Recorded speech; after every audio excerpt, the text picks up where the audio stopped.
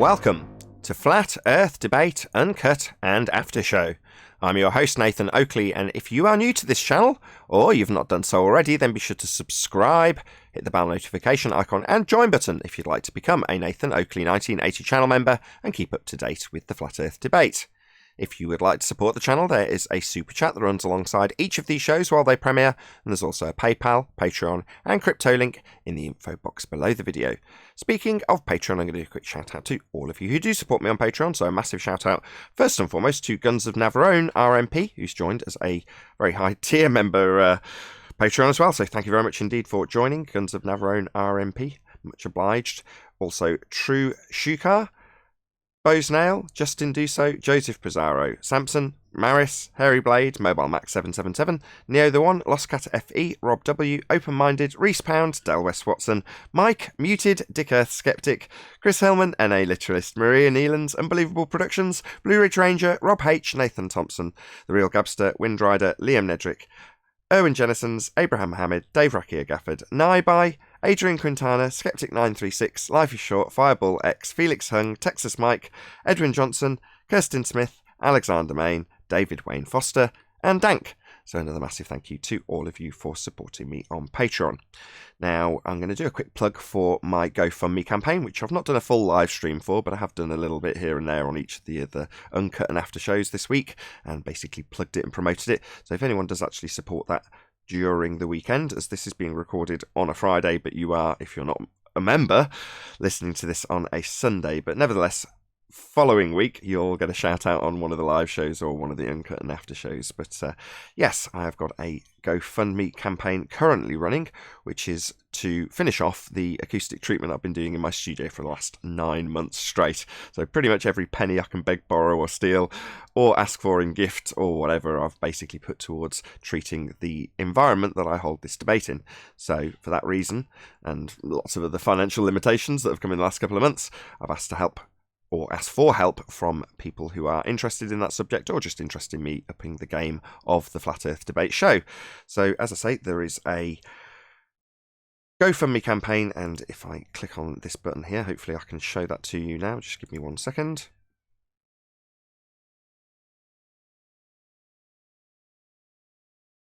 So this is my GoFundMe campaign, and if you do choose to donate, set the tip amount to 0, which is just a case of going to other, and where it says how much do you want to tip, put 0. Unless, of course, you do want to give GoFundMe a tip, in which case feel free. But otherwise, just set the amount to 0, and then all contributions will go to me treating this studio and indeed paying off a little bit of debt that I've accumulated along the process. So there's been several £1,000s pumped into the environment that I make Flat Earth Debate from, so I can make effective decisions when it comes to the audio you'll receive from the people who join, and of course the sound going into my own microphone. So that's the campaign. If indeed you can't contribute, that's perfectly acceptable, but if you can smash the share button and share the campaign, that's often just as effective. So please share the GoFundMe campaign if indeed you don't want to contribute. So that's enough about me plugging the GoFundMe campaign. Massive shout out to Abraham Mohammed, Jamal Hicks, Rob Houston, Chris Berry and Hannah Koala, who have donated so far. 1:30 in the afternoon here. Oh, okay.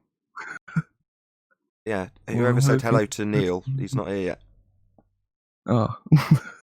Hopefully it goes bing bong when he joins, but typically, yeah, there's normally, about this time, there's normally Neil and a few others here, and there isn't. I missed your live streams the other day because I'm obviously down under, so it's like I can't catch them when you guys are on. Well, that's probably a consequence of me turning them off now. So, oh, okay. I turn them off after they finish live, and then, well, unless you're a member, then you can just go and watch them as soon as they're uploaded in full with the Uncut and After show, but obviously that doesn't apply when the After show's being made and the live show's just finished. At that point, they go unlisted, so if you happen to be watching it, then it's not going to just suddenly turn off. But I don't know, half an hour later it will. Yeah. But I schedule them for 2 a.m. So UK time 2 a.m. They do come out, which is 11 hours after the show is finished. So, yeah, you might not catch the live show, but 11 hours later, the live show does get released to the public anyway.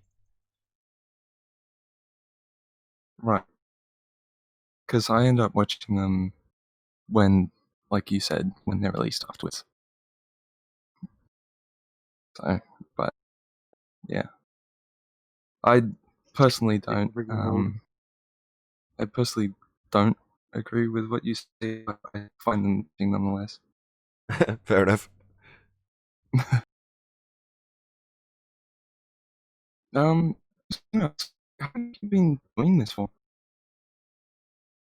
How long have I been doing flat Earth material on YouTube? Is that what you mean by that? Yeah. About 5 years, maybe a bit longer. Oh, okay. It's been a long time. Hello, other person. Say again. Say again. Oh, Was I there said hello. I was going to I'm ask. cutting out a lot. Yeah, I was going to say it sounds like you're dropping out a little bit.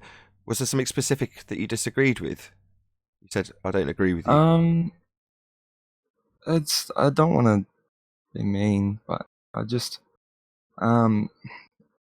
personally I've just like I see the curvature and all that kind of stuff, and it's just I don't know.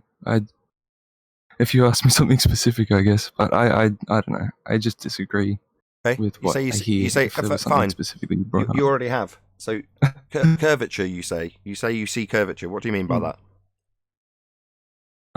Well, there's a really interesting video that Vsauce released. I don't know if you ever saw it, but it's pretty cool about how cameras show like some form of curvature as well, which is really interesting because it's like if you move them from one corner of a room to another, you'll notice that the line isn't perfectly straight. I know it's probably a poor example, but I think it's interesting how the human eye adjusts to make it flat in comparison. I don't know if you've ever noticed that. It's pretty interesting. And what are we specifically talking about, though? So, are you talking about the horizon curving? Just things in general, I guess. Like, because if it's hard to explain. Again, it's just like I wasn't really ready for a surprise interview. I guess I was just surprised that you were on and I was actually able to talk.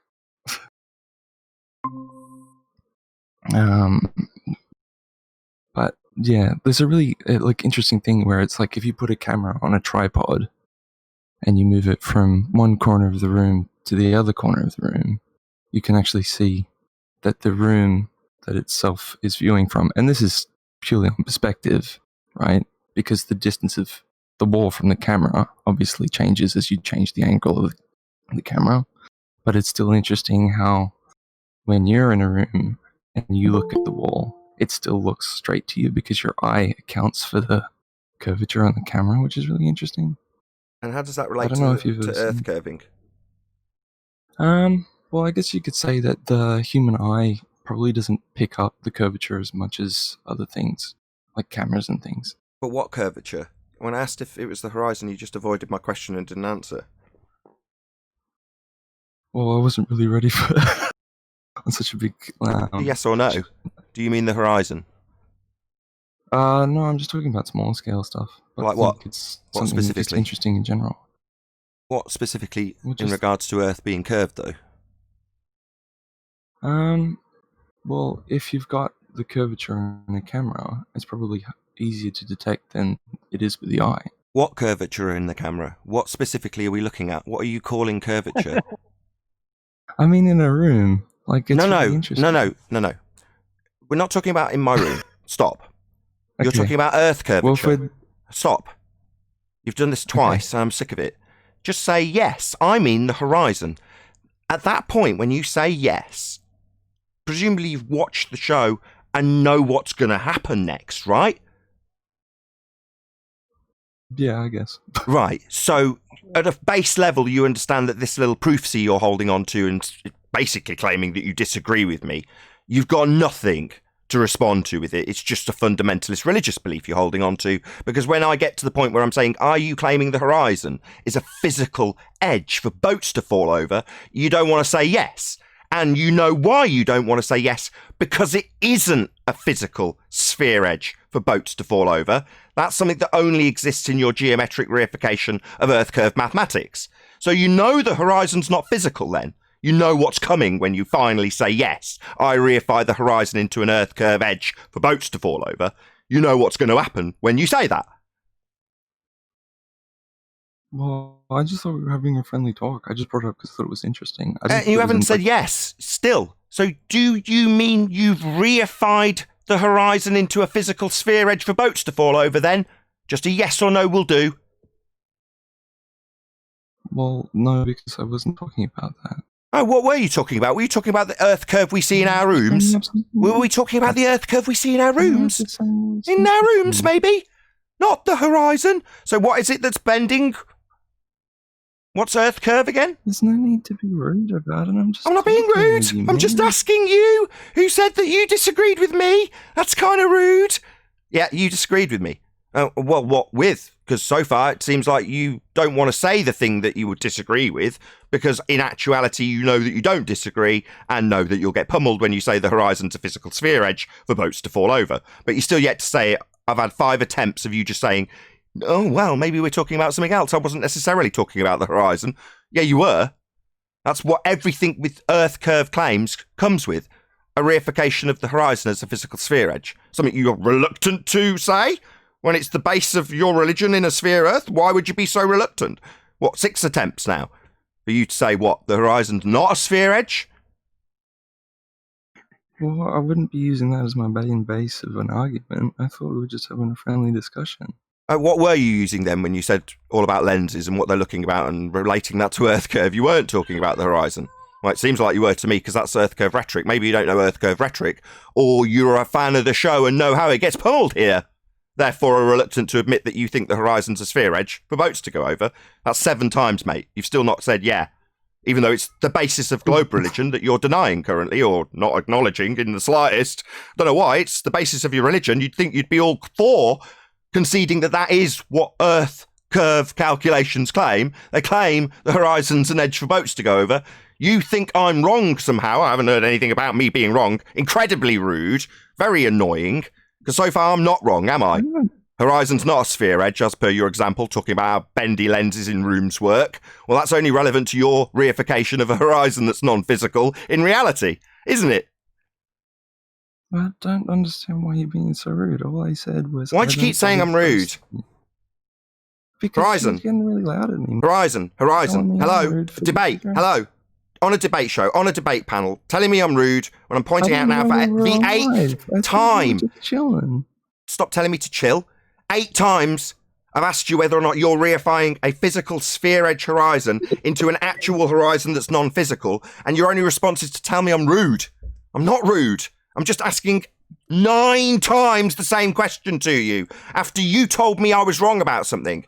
That's rude, because I'm not wrong. I just said I disagree. Stuttering, mumbling, muttering. Speak up. I haven't stuttered once. Anyway, I don't want to... Look, if we're on a disc, the one question that I wanted to ask... Why?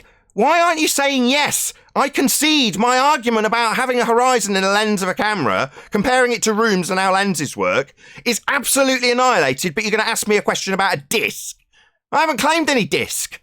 You said I was wrong. You said that you've got a fundy globe belief. Now you're moving on to a disc. No, just say yeah. I think the horizon's an edge for boats to go over. Say yeah. Look, I thought we were just talking about something. We were, and 10 times I've asked you if you think the horizon's an edge for boats to go over, and you haven't answered. 10 times. I believe that the Earth is round because you can see ships go over the horizon. Oh, the horizon's not a physical sphere edge. Didn't you know? We absolutely annihilated that at the beginning of 2020. And now your own side tells us how we wouldn't expect to see a geometric horizon. Yeah? That physicality is non-existent. Apparently it's refracted. That's non-physical. And you can't derive geometric mathematics from it, because if it's refracted, you haven't got a straight line to a tangent point. That'd be a physical edge of a sphere, a tangent point. And that's not what the horizon is by admission of your own side. Now, obviously, being a fan of the show, you know that already, right? Yeah, but... Black Swan, mate! So, am I wrong? maybe you can apologise for your ignorant rudeness by claiming I'm wrong about something, when no, you just got a fundy belief about something and you don't like the fact I pummel it, right? Not wrong, just a fundy belief you hold. Well, I'm not disagreeing because we weren't... Well, good, because you said you were disagreeing and that I was wrong. Now you're not. Good. So you've been educated. Don't be so rude as to tell me I'm wrong, you fundy, with your sphere edge horizon belief. No, mate, non-physical, moves with the weather, refracted. Yeah, all those things don't suggest physicality to block boats, you clown. I'd like an apology. I'm not wrong. You're just a fundy. Yeah, hello? Wanted to come on. Apologies, please. No, you said I was wrong. I'm not. You said you disagreed with me. Well, you don't. You agree. You've just agreed. Non-physical. Black Swan destroyed your claim that boats are being blocked by it. It's not a physical location. It's not a tangent point. You can't draw a straight line to it. None of those things are true. It's not got geometry. It's not a physical sphere edge. Boats aren't going over it. That's not what the horizon is, mate. Can you concede and apologise that I wasn't wrong? It's not that you disagree. You've just got a fundy belief. You've got nothing to disagree with. Well, why is it I can't see Sydney from where I live? Why are you asking me a question about things that involve perspective when you've just told me about a physical sphere edge for boats to fall over on your globe? Absurd! Because you've just told me that if the planet wasn't... Why are you talking about planets? Don't beg the question. Horizon's not physical. Oh, someone's just messaged me. Say by the bell. So the horizon's not physical. It's about the 11th attempt. You've got a belief in a physical edge for boats to fall over on a globe. Physical horizon, right? No, it isn't. It's not falling over the edge. That's the thing. Oh, just being blocked by it. Well, what do you think that is when it goes over it and starts being blocked by it? It's going over an edge and your belief of a physical horizon. The horizon's not physical. How many times? If you stood in front of me and I couldn't see something behind you, I'm not going to say it fell off the edge of the world behind you. Oh, really? Well, if I was to say that the Earth had a tangent point, a physical point that could start obscuring things in the distance, I would say that I was a fundy globehead and thought boats were going over an edge of a sphere, a tangent point. Of course, you can equivocate that with anything you like. It doesn't change the fact that you've got a reification of a physical horizon, and we don't have one. Well, then why can I see more when I'm higher up? Because you've got a wider angle to things. Yes, but why would that happen? So why has that got anything to do with your fundamentalist religious belief that you've got a physical sphere edge that you're still yet to concede? Fundy, globehead? Because without the world, we wouldn't be able to tell the distance of the stars. Sorry, we're talking about the horizon. Why are we now jumping around all over the place like a fundy zealot? Because it's not just... When it comes to proving the world is round, it's not just one point. Yeah, it is. It's a tangent point, a physical geometric sphere edge in your belief. Something you thought was physical and had boats going over it 2 minutes ago and thought I was wrong about, which I'm not. It's not physical. It's been debunked. Black Swan 2020. Now you're going to tell me about it not being a single point. Yet you've got a tangent point. The horizon in your model, dickhead. Yes, it is a single point. You call it the horizon. In your maths, it's marked with an X, labelled horizon, and is a physical, specific, single point. That's just not the physical horizon, though. We don't have a physical horizon. The horizon's not physical. We debunk that. Your own side tells us how non-physical it is. I'm sorry for saying the thing wrong, but I was saying, I should have clarified, I was saying that it's not one point when it comes to the way that we calculate things in physics and the way that we understand the world. Oh, right. How do you derive R, then? Well, we've currently had hundreds and hundreds of years of doing scientific research, like you guys do, where you test things. Sorry, how did you get R? Sorry, you said there's not just one thing. Well, tell me 2 ways of getting R. Go. Well, I couldn't tell you right now because I'm not... Well, how the hell do you know to make the assertion, then? No, you've only got one way of deriving R. Beyond going out to Narnia, which would be a sky vacuum, and claiming you can see a sphere from it. You've got Al-Biruni measuring it with a physical tangent point. That's a physical sphere edge you thought you had, and Al-Biruni thought he had, when he measured its physicality by assuming it was a tangent point, i.e. a physical horizon to block boats. And the horizon's not physical. unlike Al-Biruni's thoughts and feelings when he did a geometric physical measurement to an assumed physical tangent point. That's a single point in its geometry, called the horizon in your maths, that in reality isn't physical. 11 times. 12. What do you mean by physical? I mean, it could block boats and buildings like you think. Well, I haven't seen a lot of things in this world because... Yeah, but you told us how this horizon that you thought was physical blocked boats. Well, it does. You see this... No, it doesn't. It's not physical. It's not a sphere edge. It's not an assumed tangent. Even by your own side's admission, it's non-physical refracted. Yeah, and what kind of refraction? Well, refraction in your globe maths uses R that was measured by Al-Biruni by an assumption that the horizon is physical when it isn't. Sorry, isn't it? What'd you say? It's 2 a.m. Yeah, I wouldn't join a debate show and tell the host that he's wrong at 2 a.m. when you're a complete clown. Because what will happen is you'll say things like, yeah, well, we measure Earth curve, and then I ask you what Earth curve is, and 12 times later, you're in denial about your physical edge that you've told us blocks boats and buildings, and Al-Biruni measured to get an R value to move horizons that are being disclaimed by your own side as non-physical refracted. So not a physical point to block boats and buildings, a non-physical location into the distance where things converge, get too small to see. Yeah? Well, that's not a physical Earth curve edge as per your mathematics. Marked with an X, labelled horizon, a single point, tangent to a physical location you call a horizon in Earth curve maths. That's not a real horizon. Because there is no physical horizon. Horizons aren't physical. They're not tangent points. They're not Earth curve edges. If things become so far out of view that they begin to blur and become hard to see, why is it that the sky is completely blue around buildings as opposed to being a blur of colours? Complete non sequitur. Has nothing to do with your assertion that bloody horizons block boats. With physicality. That's how you block stuff. So horizon's not physical then. Your little proof see that you said I was wrong about, and that's why you disagree. You haven't got that then. You don't have a physical horizon, mate. You haven't got anything to block boats and buildings with geometric physicality. Hello? I'm trying to answer your questions, but you just keep asking. It's not a question, it's a statement of fact. The horizon is not physical. Your globe model requires it to be physical and block boats as they go over an edge. You call a tangent point horizon. That's your Earth curve edge with boats going over its physicality to be blocked by it. And the horizon in reality isn't physical. Well, then why did they go underneath the horizon and you see them go down? Oh, right. Well, they reach a point where they're too small to see. It's calculable with something called the Rayleigh criterion based on the aperture you look through. Bigger the aperture, the further you can technically see because you can resolve things into a greater distance.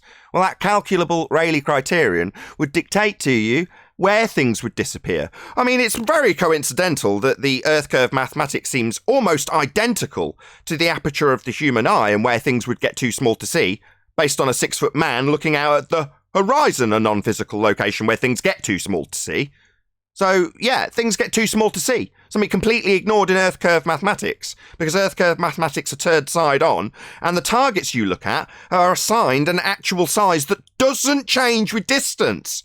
Whereas angular size, that would be not actual size, apparent size, how big it appears to be, does change with distance, unlike the physical sizes that don't in your maths when you claim an Earth curve obstruction causes them to disappear by way of a feet and inches value that doesn't change even if you're looking at the thing a million miles away. It's still got a feet and inches value that hasn't changed. So according to your maths, the only reason it could ever disappear is because a physical tangent point horizon gets in the way when horizons aren't physical. 13 times. When they disappear over the horizon, let's just... Over the horizon? What, over a tangent point? No, mate, not over. Can I just... No, I can correct you when you're wrong. You said I was wrong about stuff. No, I'm not. But you keep saying words to the effect of over a horizon. No, mate. No. Stuff's not going over a horizon like it's a curved tangent point. No, the horizon's non-physical. You can't go over. Something with non-physicality.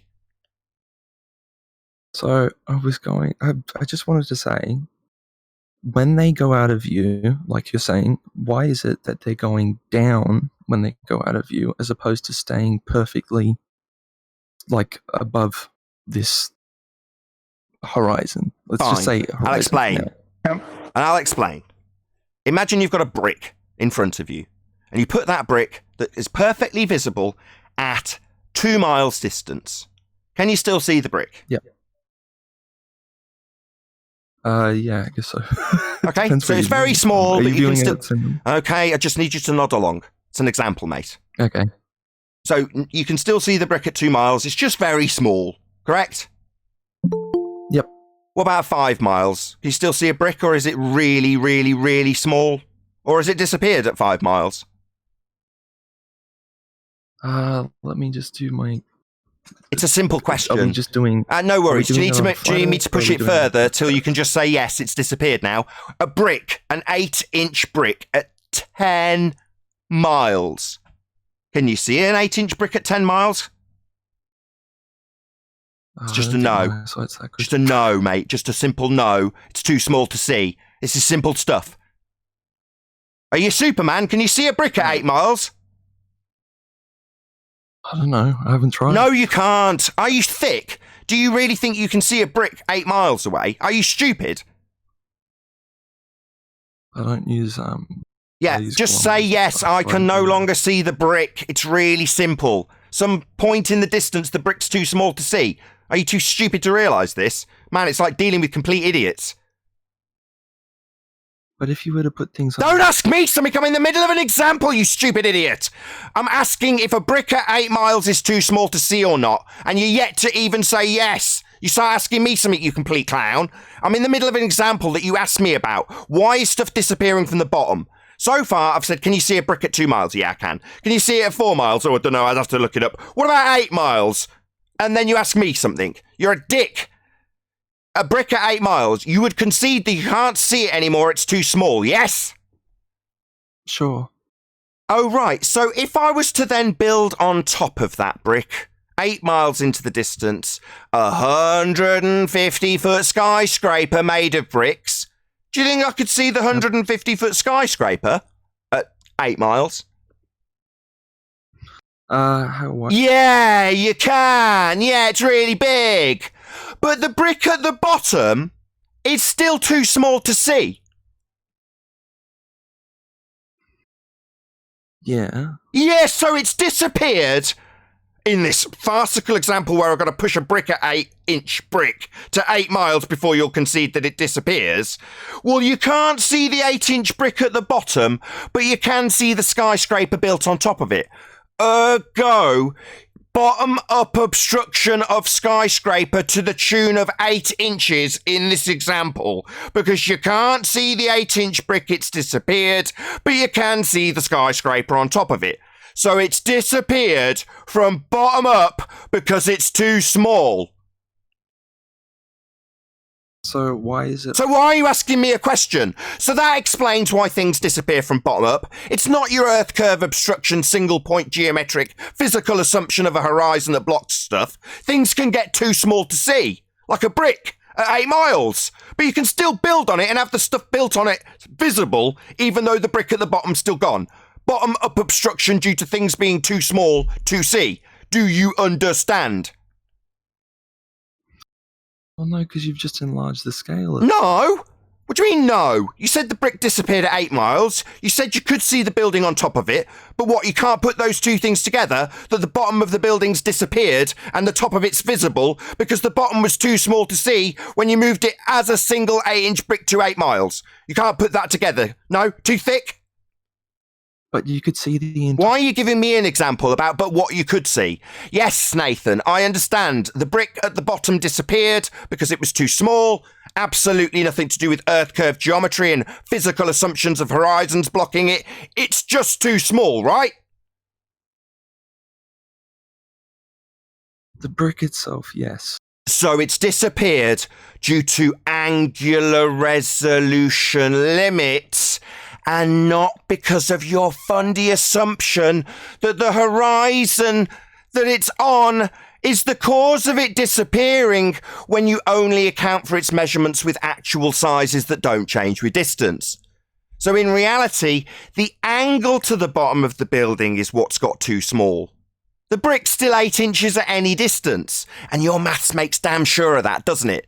Because the only thing that's going to be claiming to getting in the way of that brick in your Earth curve maths at 8 miles is Earth curve, even though the thing's got too small to see, and calling it an 8-inch brick doesn't account for the fact that 8 inches isn't an angular measurement that changes with distance. Yes, but the other bricks as well, would it change in size?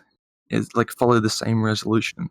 Oh no, it's based on your angle to it. You've got a limitation of angle based on the deck stopping your angle. So that's where your angle ends, isn't it? Because that's a limitation to what you can see. Looking up to the sky, you've got an infinite angle. But you haven't got that against the deck now, have you? So that causes angular limitations much sooner, because you've got a limited angle over the deck. But it's nice that you recognise that this isn't Earth curve we're talking about now. This is angular resolution limits, something completely ignored in geometric Earth curve mathematics that have hijacked this effect of perspective and called it Earth curvature.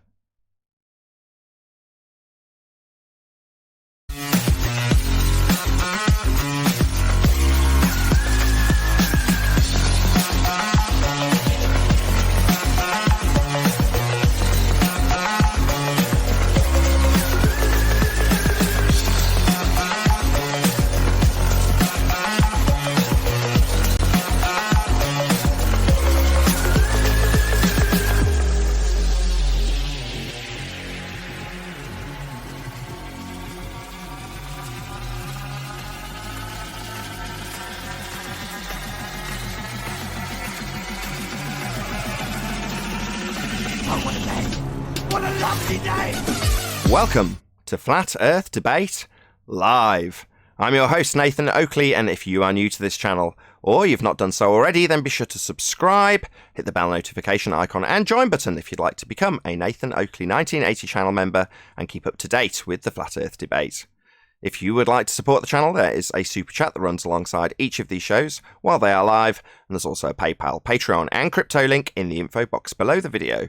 Most importantly, if you'd like to join the discussion, simply mute the page you are currently watching, then click the link in the info box below this video to join the panel and express your views on the nature of Earth. If you do join, please don't swear. If you do, you'll be ejected. And if you are, please don't try to rejoin the stream using sock accounts. You'll be warmly welcome back on the next stream. Please also share the show on social media. Sharing the show obviously increases the live audience, but this in turn increases the chances of a more diverse panel, so please share the show on Facebook and Twitter. One last time, if you're new to the channel or you've not done so already, then be sure to subscribe, hit the bell notification icon and join button to keep up to date with the Flat Earth debate. Now, before I do any shout-outs to the guests who are joining us today, I'm doing a quick shout-out of my own to a rather slow-burning GoFundMe campaign that I've got currently running. So if you'd like to share it and nothing else, that would be absolutely wonderful. If you do donate to it, obviously set the tip amount to 0 so that you're not contributing to GoFundMe rather than the campaign itself. But a massive shout-out to everyone who's supported the campaign already, which is Abraham Mohammed, Jamal Hicks, Rob Hunston, Chris Berry, and Hannah Koala. Hopefully I said that correctly.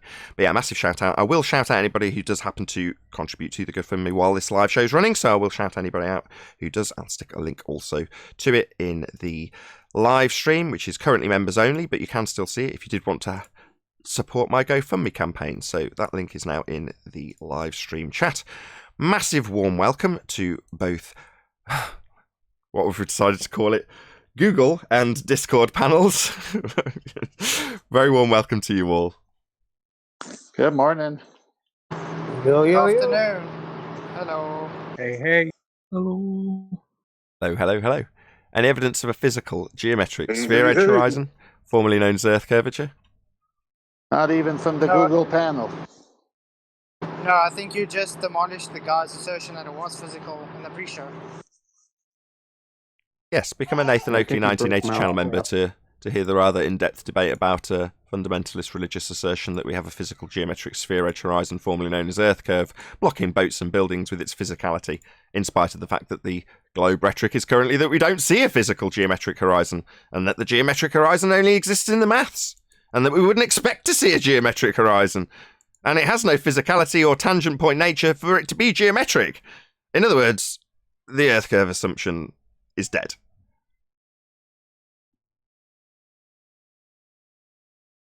Any evidence of axial rotation of the Earth-based variety? No, I believe so. we got proof. No, we don't see any deviations anywhere, so it's a definite no. The guy said, "I believe so." You see 15-degree Yeah. deviation of the Earth? Well, no. What? Speak Well, up. it's the stars. Not You have the to be- Earth. Thank you for Hold that on, admission. guys in Google. You'll have to be a bit more elaborate. It's just the stars. Please Well- elaborate. When you look up at the night sky, for example, you see the stars going past, and you can tell that that is obviously Earth rotating. You have different seasons, which is from the change hitting. One at a and time. that's from the Earth. Sorry, stars. You said it's obviously Earth Sorry. rotating. I don't understand. You'll have to explain that to me. Well, for example, the way that we've been able to locate stars is using parallax error. And I know you guys love to talk about things that you see. And parallax error is essentially taking, you need I'm pretty sure you can do it on either a globe Earth or a disk Earth if you wanted to. But essentially you need two distant points, so 2 points from which you view the world. And essentially you're able to calculate from that, when you look out to a star, the distance a star is away from the Earth. So, from this, we're actually able to see that the world, in relation to everything else in the universe, is actually spinning and moving. How? I just told you how. No, you didn't. You told me that you assumed that Earth was a sphere, and that would give you parallax distances.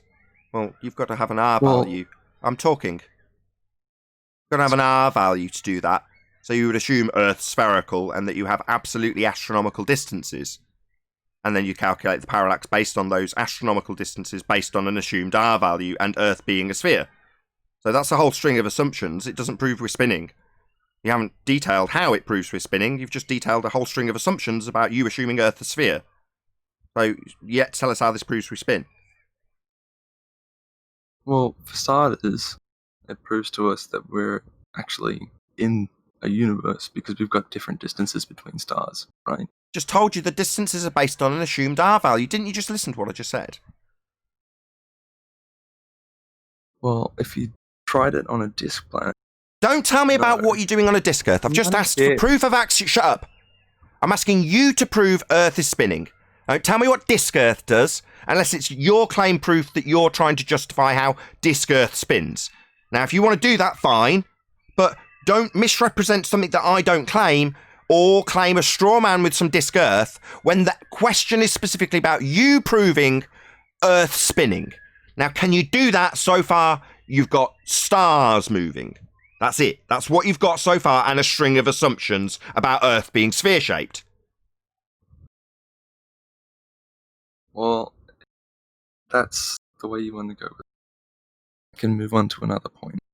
If you believe that that's... Don't obviously tell me not what a I valid believe. argument. Do you have proof of axial rotation or not? Have you heard of the Michelson-Morley Don't- experiment?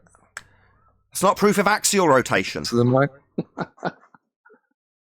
Come on, point dude. of the Michelson-Morley experiment was so that not we an could experiment. determine if It's not there an was experiment. ether It's or not an not, experiment. right? It's not an Anyway. experiment. Stop. Listen to the words coming out of my mouth. This is not an experiment. Do you understand? That's just what it's called. Couldn't care less. It's how it's not in I history. don't care. It's not an experiment, so what you're saying is it's fraud. The fraud is in the You can do it title. yourself. You can literally not an do it experiment. yourself. Hello. Can you acknowledge it or give me the independent and dependent variable for the experiment. One or the other. Acknowledge that it's not an experiment, in which case, who cares? It's not establishing the cause empirically of a phenomena we observe in nature. It's definitely not that. It's definitely not going to be proof of Earth rotation either. This is benign in this regards. However, I just want acknowledgement that it's not an experiment. It's in fact fraud if it's in the title as an experiment when it isn't. Or you can justify it as being an experiment by providing the hypothesis, or just the independent and dependent variable. That's observed phenomena and presume cause. Can you give me those things or not? I wasn't finished. Can I just finish what I was going to say? You've told me you've got an experiment and I'm telling you it isn't. What, you just want to babble on with it anyway? Yeah, because you haven't let me finish. It's not an experiment. Okay, Do you we'll say understand it's that? Not an experiment. For your sake of the argument, we'll say it's not. I'm not making this argument. Don't tell me for my sake of the argument. I've asked for proof of axial rotation. You've said Michelson-Morley experiment. It is not an experiment. So what, we should listen to this fraud? No! Look, I can even put a link in the chat, and you can have a look at it yourself. It's not proving gosh. axial rotation, you dumbo. I'm not Did I wake up in finished. 2016? Hello? It's not proving axial rotation. Furthermore, it's not an experiment. finish? It's an outright fraud and outrage that you should even bring it up. Nathan, maybe you should let him speak. Who said that? The frick's a white knight. Are you ever going to acknowledge that this fraud is not an experiment, contrary to the title? Or will you give me the independent and dependent variable to justify its experimental title? Which one do you want to do? I've done the experiment myself. It's right? not an experiment! Are you just going to whistle past it 7 times like in the pre-show with your physical assumption bias of a horizon that blocks boats? This isn't an experiment. What would you define an experiment? It's a actualization of a hypothesis. How's that? All right. So give me the hypothesis you for the this. hypothesis? So give me the hypothesis then. Okay. The hypothesis of this experiment was to see whether or not there was an ether in the universe, right? Which would essentially be, as you guys probably know already, an atmosphere, because they believe that light had to travel through a medium, right? Atmosphere is a contradiction in terms, and an experiment is a hypothesis test. I've just explained that to you. Do you not know what a hypothesis is? Because this is just a little story you seem to be telling. Stop talking. You're just telling us a little story. Yes or no? Do you understand what? Stop Yeah, because I'm talking. trying to- Stop talking. You're giving us a little story as opposed to a hypothesis. Clearly. I'm not going to ask again because you keep interrupting. You don't know what a hypothesis is.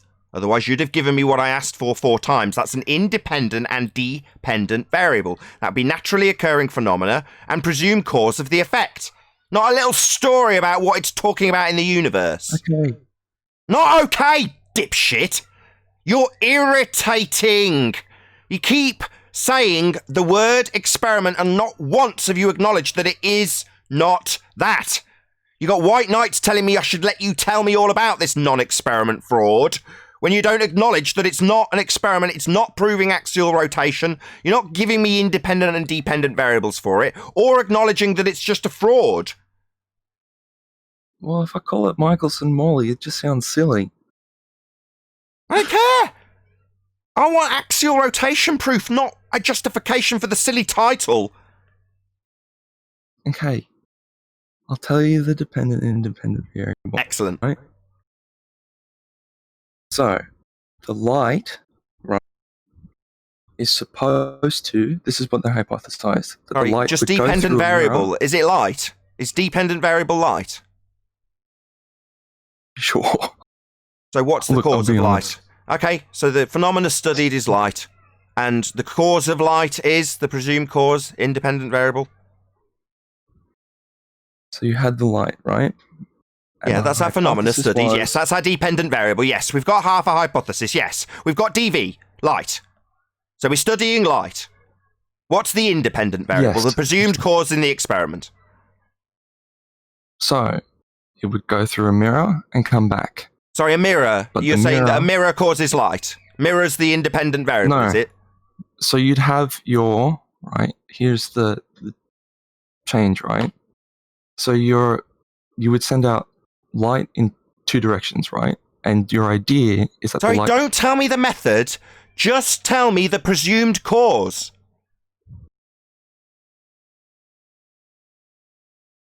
Hello? When you mean Hypothesis. presumed cause, Independent and dependent Do you variable. mean the final result?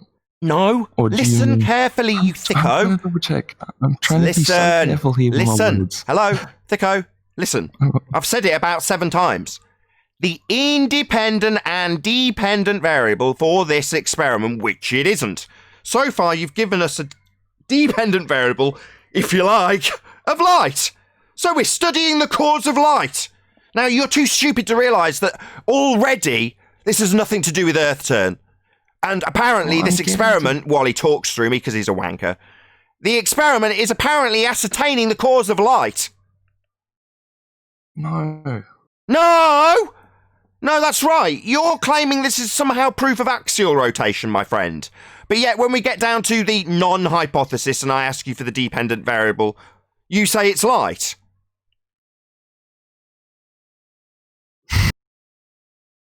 Was that a snigger? Can I just... What, get No, it teabagged? was a You can sigh. I get just wanna- teabagged a lot. That's happening right now. Were you unaware that your nonsense is being No, you torn can't to tell a pieces story. by a flat earther? That's what's happening while you snigger. I didn't snicker, I sighed.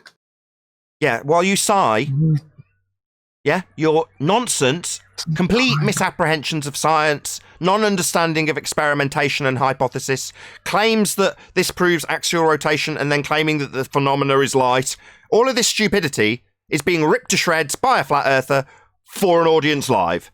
Fun, huh? It's because I haven't been able to finish what I wanted to say. I just wanted to... Yeah, because you start with nonsense and it immediately gets interrupted by me when you say things like experiment and then tell me that the DV is light and fail to give me an IV, cause of light. It's not that we're trying to find the cause of light. It was... Well, then why did you tell me that the dependent variable was light? Is it that you don't understand what a hypothesis or an experiment is? You told me that, you dumb fuck. I'm trying to get this right, okay? Yeah, and you're not. You're an idiot. And as I say, you trying to get it right for a live audience is resulting in a flat earther ripping you to shreds, humiliating you for a live audience. I know you're trying, but you are failing. I'm not doing this for them. I'm actually doing this for you, Nathan. Oh, thank you. You've done so well. Axial If you let me rotation. finish, please. Axial rotation. Tell us why. Can I just speak for 5 minutes and then I'll... Oh, what? You want me to hand over control of my show to a dipshit who doesn't know what science is? 5 straight minutes? Yeah, okay. Can you come round and suckle on my testicles for 5 minutes in exchange? I don't understand why you're being so rude, happens when man. you just I've been Google so something. calm and collected and nice to you. And it would be ideal if you had control of the mic for 5 straight minutes to talk complete nonsense. Well, I haven't been able to finish. Yeah, you get 3 words in and it gets ripped to shreds. That's right. Because I haven't been able to finish. Oh, you're so high-pitched. Do you hear anybody sympathising with you?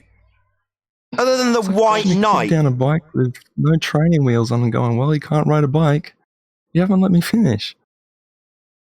What? What? Wait, so let me get it right. In analogy, you're saying it's like being on a bike. Well, what's happened for you on this training bike is you've ridden into a motorway and now you're dead. So should I just let that happen? So I should just watch that, right? I shouldn't hold you back at the point that you're about to kill yourself. No. When you say experiment, I should let you wander off into La La Land, equivalent to a motorway with a child on a bicycle. I'm sorry, but if you come into the debate and giving words, you should know what words mean. I'm just spitting out nonsense. The clearest I'm word. sorry, I can't actually hear you. He said you should know what He's the words saying- you use mean. Yeah. When you say experiment, you should know what that means. Any evidence of the distance to the sun? The name of it is just called the experiment. It's like Incorrectly. It's a fraud. It's a lie. It's not an experiment. If it was, it'd have an IV and DV. When asked what the IV and DV were, you told us that the phenomena being studied was light. You're an idiot. You don't know what experiment means. So much so that when people pull the wool over your eyes and claim pseudoscience as experimentation, you believe them and then tell me I'm wrong about it. That's just stupidity and ignorance. Being corrected by a flat earther for a live audience. Fun, fun, fun. No evidence for distance to the sun, Nathan. Fair enough. None whatsoever. But I bet this guy knows. How do you have a distance to non-tangible object? A distance to a non-tangible object would not be acquirable, Flatsoid. Any scientific evidence of gravity? No scientific evidence. Oh, this guy really wants to try. Yes, scientific evidence of he's so gravity. smart. you haven't even let me finish my other thing. Sorry, You we've came just in on that- established with a live audience that you do not understand what science is. That much is absolutely clear. So you are the last person to answer this question in regards to scientific validity to the reification fallacy of gravity. You don't know what science is. So you're definitely not going to be able to present me with scientific evidence of gravity. You don't know what that is. Any scientific I evidence of totally gravity? agree with you on that part. You need to sit down and quite shut up. frankly, I don't Sit care. down and shut up. Go to sleep. Go on, sod off to bed. You're an idiot. Nah. You're useless, and you keep interrupting. Yeah, you don't know what science is, so you've got no point in this conversation. He doesn't I'm even know sorry, actual but I'm not the rotation. one And strong. If you're not going to he's- shut up, I'm going to mute you. Mhm. Do you not understand? Sit down and shut up. You've got nothing to offer. That doesn't mean reply. It's rhetorical. It means sit down and shut up. Put yourself on mute. You've got nothing further to offer. In the future, definitely not on a question regarding scientific evidence. You may have something to offer, but you definitely don't have anything to offer in this regard. You've just been pulled to pieces in terms of your complete lack of scientific acumen. So shut up. Rhetorical, don't reply. Any single viable hypothesis from any of the fields of astronomy, cosmology, or astrophysics? None whatsoever. And they've had plenty of time. No, the PhDs keep running away from even trying to give us a no. I actually might as well plug this. So just before the show started, I was editing down, or attempting to edit down, yesterday's discussion regarding Thunderfoot Clown and the greasy lawyer that is Rumpus, and his discussion with us about the elastic collisions that gas experiences and the inelastic collisions of a solid bonded bouncy ball. That was nice and clear and concise by Rumpus when detailing how a solid bonded bouncy ball is not analogous to unbonded gas. Now, he cleared it all up for us. Thank you very much indeed, Rumpus. But contextually, it took 40 minutes. Now, everything in it was important, so I didn't hack it down. I mean, I edited out a little bit of swearing here and there, but 99% of the full context, the full video, is there unedited. I say that it has got some edits. But while I was doing it, I thought there's no way anybody potentially will get the full gist unless they listen to all 40 minutes. So what I went on to do was edit it down to about 4 minutes. Now, while I say everything in it is important, it is, but the utmost important points got edited into the beginning section prior to the intro reel rolling. So that particular video I'll probably release sometime after this live show finishes. I've named it already. I think I put it as a very bad day for Thunderfoot dash outer space is fake. But that video, as I say, will have a abridged version, if you will, or a shortened version, sorry, at the beginning, and then the full rendition of the whole discussion with context, with Adam Meakin talking about elastic collisions, me talking about intermolecular bonds, Rumpus agreeing. It was great. But that will go out as a separate video. But if you look at it after it's gone, after it's premiered, and go, oh wow, 40-minute or 43-minute, it ended up being longer because I strapped that onto the beginning. If you see it, just think, okay, well, now you know, if you're watching this bit at least, that if you haven't got time to watch a full 40-minute rendition of something you may have watched already because it went out live yesterday, the first 3 minutes is just the main points, or the most important points condensed down at the beginning, right at the beginning. It's starting immediately at the beginning of that video. So that'll be released soon, just to contextualise this as we're moving through housekeeping questions. Any evidence that you can have gas pressure without the necessary antecedent of a container to press upon? No. Nope. My favorite housekeeping question, and it's definitely a no.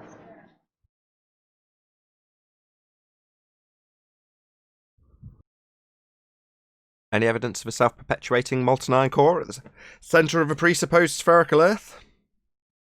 Too No, much they don't. presupposing. Yeah, I agree That with just Flat sounds Earth. silly.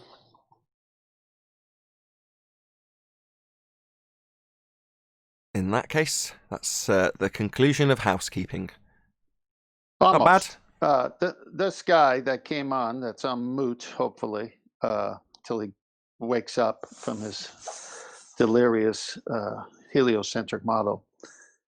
Light comes in at funny angles. It diverges. Don't believe what the heliocentric priests tell you, that it comes in parallel lines. We've all been outside and we see how the sun rays diverge. They're not far away. They're not light years away. They don't come in parallel lines. They diverge. Everyone's seen pictures of it. And yet they want to deny their own eyes and believe the priests. So forget your parallax. The question was on axial rotation, and he immediately went to the stars and how far they are away. Well, if they are that far away, then we would never see the funny angles diverging rays of light. So you lose right there. Well, you do know C2 Speak Tooth is actually claiming ice wall now. Oh God, who's this? A glober. Ice wall? What's that? He's a glober, and he's claiming he can see the sun behind an ice wall. What? Kind of contradictory, isn't it? I saw your text. Why don't you give us context for it? Because I did read it. Talking to Well, first Flatsoid. he boiled the kettle for over 2 minutes, saying he can destroy flat Earth in a few seconds. And then at the end of the thing, he just put a photo up with the sun behind an ice shelf. And his claim is the sun is behind the ice wall. So I'm telling him, so you claiming ice wall now, that's his proof of ice wall, then how can he claim a globe? It's kind of contradictory. Okay, so okay, now I understand the context, because I watched that video too and I didn't really get it. So he's saying, look, the sun's behind a physical obstruction. Yeah, it is. So what? Does that make the horizon a non-physical location, the edge of an Earth curve? Yeah, but he's claiming that's the ice wall on a flat Earth. Understand? He's making a positive claim for, and he's a glober. He doesn't. I don't get it. Understand I just don't get it. I mean, I understand that there are flat earthers out there who claim there's an ice wall. We're not them. Well, I'm not going to speak for everyone, but I'm not one of them. Yeah, me neither. That's why I just pointed out to him, the sun goes down in the distance, and the topography blocks the light. He just,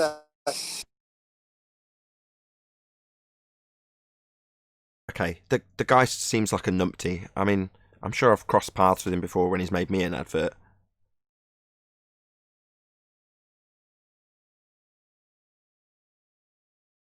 Or is he just another amalgamation of all of the other fundies who make us adverts? Maybe I've never come across him before, I don't know. He's Conspiracy Cat's news pet.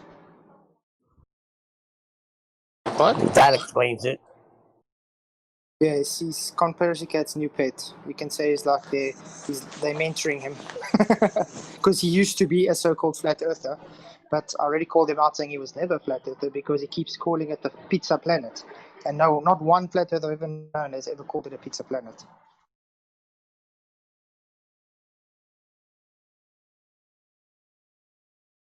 You're in the weeds, man. I love it. So if you're not already subscribed, subscribe to Flatsoid FE. He's in there, man. He's in the swamp. He's in the dirt. I thought he was in the bush. He's in the trenches. With the fundies. That was good. That was good, Neil. He's in the bush, but he's branching Nathan, out to the swamp. On fundy rumblings. Go ahead, whoever that was in Discord. Nathan, are you alright if I ask you a question? Sure. Oh, goodness. Oh boy. So you don't believe in an ice wall or anything, do you? What ice wall? What ice wall? I'm just like it's on some like majority of the Earth maps and stuff. You mean sphere Earth projections? Yeah, the ones that are based off those. Yeah. So your sphere Earth projections sometimes put an ice wall if you project from the centre of the North Pole. That's fascinating. It's just a projection. Do you believe in them? Agree with what? Maps. We don't live on a map. There's ice walls. No, we don't live on a map. No, not. No. Maps aren't the Because I terrain. was going to say, you're able to get trips to Antarctica as a holiday thing. I was going to say it's a pretty silly argument when you can go there and have a look at it yourself. Yeah. There's a place in existence called Antarctica. I did an interview with a guy who spent 18 months down there, pretty much consecutively. So what's your point? Oh, okay. What's that got to do with an ice wall? I don't follow. That's what I was asking. Because I've Look, seen a lot of flat earthers. You asked me if I didn't believe in an ice wall, and I said, what ice wall? What ice wall are you talking about? I don't understand what There isn't an ice wall. That's why I asked. I was asking for your opinion. All right. Hey, can we get back to your total train wreck on axial rotation? So you thinking the Earth is turning under those stars? Is that a yes or no? Yeah, I guess you could put it that way. No. No. Be Hold on. confident, please. No. You can put it that way. It's your claim he's clarifying. So he's not putting it that way. Do you put it that way, given it's your claim on a globe Earth, and it's precisely as per the globe Earth claim? Well, I just think of it more of a Earth turning in the universe. But yeah. Right. So Earth is turning, and is the universe made of those stars? It's not made of them, but it's got them in it. Okay, so when the Earth is turning in your universe, per your claim, are the stars turning, or is the Earth turning to give you the visual of things moving? The Earth. Earth what? The Earth is moving to give you that. The Earth's The turning what? underneath the stars. Thank you, Nathan. Yeah, it's spinning in space. Thank you. Go ahead, 10th. Okay, is that the 15 degrees that we experience of the sun moving overhead is caused by the Earth turning at 15 degrees and not the sun? Yes, correct. Okay, well, you have a big problem now. Because then airplane flights should be shorter, and drones and everything else that are not attached to the Earth. We should see what? Earth-based Coriolis, right? But we don't. Because it doesn't affect them to such an extent. Well, no. If the Earth is turning and you're not attached to the Earth, and the Earth is turning at 15 degrees an hour, it's going to be the same effect. Have you ever flown a drone in a car? The Coriolis is observed from the ground. So, are you saying that we wouldn't expect to see Coriolis effect from the ground as things rotate underneath, as Earth rotates underneath things at 15 degrees an hour? Are you saying we wouldn't expect to see that? Because that's the globe Earth claim that you're saying we wouldn't expect to see. Because if so, welcome to stationary. Not as distinctly as you think. Again. Not as distinctly as you would think. Well, it's claimed to be 15 degrees an hour. It's very specific. It's very distinct according to the globe Earth claim. Are you saying that doesn't happen? Yes, but Well, we agree. we agree. Coriolis effect. So we wouldn't expect to see Coriolis effect as claimed by the globe. Welcome to stationary Earth. No, we agree. We wouldn't expect to see that effect. Globe Earth claims. This is why I chose my words very specifically. You would, but not to the extent that you think you would. What extent we think we would? No, we don't. I clarified that too. It's your claim, and it's specifically 15 degrees an hour. That's what you expect on your globe Earth, and you're telling us how you don't expect to see it. And we agree. We don't expect to see Coriolis deviation, and we don't have an expectation for how much of it we'd see. You do. 15 degrees an hour, drift as Earth turns underneath stuff not attached. But you're telling us all about how you wouldn't expect to see that. That's because planes and things are in the same rotation. Are you deaf? We covered this too. Coriolis is observed from the ground as you turn underneath stuff. That's where you observe Coriolis, not from a plane. Of the plane as you turn underneath it. That's how you get Coriolis. You turning underneath stuff not attached. Do you not understand that? Why do you keep talking about what the plane's doing? The observation is not actual deflection. So the actual path of the plane is irrelevant. The only thing that's relevant is that you're turning underneath it to cause 15 degrees an hour deflection on a globe Earth that turns, and we don't experience that. We're not turning underneath aeroplanes or hot air balloons or drones or anything else for that matter, even though the claim is definitely that. Neil deGrasse Tyson claims it with a football. Leaves Earth's surface and it's claimed that Earth turns underneath it to cause a field goal. Or snipers, that they claim you've got to account for the 15 degrees an hour turn of the Earth underneath the bullet. That's a globe Earth claim that we debunk when we point out that nothing's turning underneath. We don't have 15 degrees an hour, and you're telling us the same. Well, it's not to the extent that you would expect. Well, who's expecting it? You are. What's it expected to be? 15 degrees an hour, and you're telling us we wouldn't expect that, right? Yeah, welcome to stationary Earth. Because it's surprisingly minuscule to what you guys think it is. I don't think there is any. You think there's 15 degrees an hour as Earth turns underneath to cause Coriolis effect. Why do you keep telling us about what we would expect? It's your claim. I made that absolutely clear right at the start of this. Don't make it his claim and what he would expect or what I'm expecting. I'm not expecting any. And you're telling us that you don't expect any either. So we're in agreement. No Coriolis effect on an Earth because we're not turning. Saying there is, but it's minuscule. It's 15 degrees an hour in your claim, and we just don't experience it. What do you mean minuscule? It's 15 degrees an hour in your claim, but that would mean Earth's turning underneath stuff at 15 degrees an hour. We know what the amount is. It's not minuscule, it's 15 degrees an hour. And that would massively shorten flights when travelling west. So a Charlotte, North Carolina to LA flight, which takes 4.5 hours in reality, would have Earth turning underneath it about 800 miles an hour, and the flight would only take an hour and a half. We're talking about minuscule. You'd definitely notice that. If Earth was turning underneath, that is. But it's Does he understand how much? That's what I'm saying. Pardon? I'm saying it's not happening to that extent. You've It's misunderstood. not happening at all. It should happen to that extent, 15 degrees an hour. It's not happening at all. Excuse me. How come it happens off of a roundabout, but it doesn't happen on the Earth that's going at much faster speeds? Yeah, I It's a seen it the other difference. day live in a car. I seen it.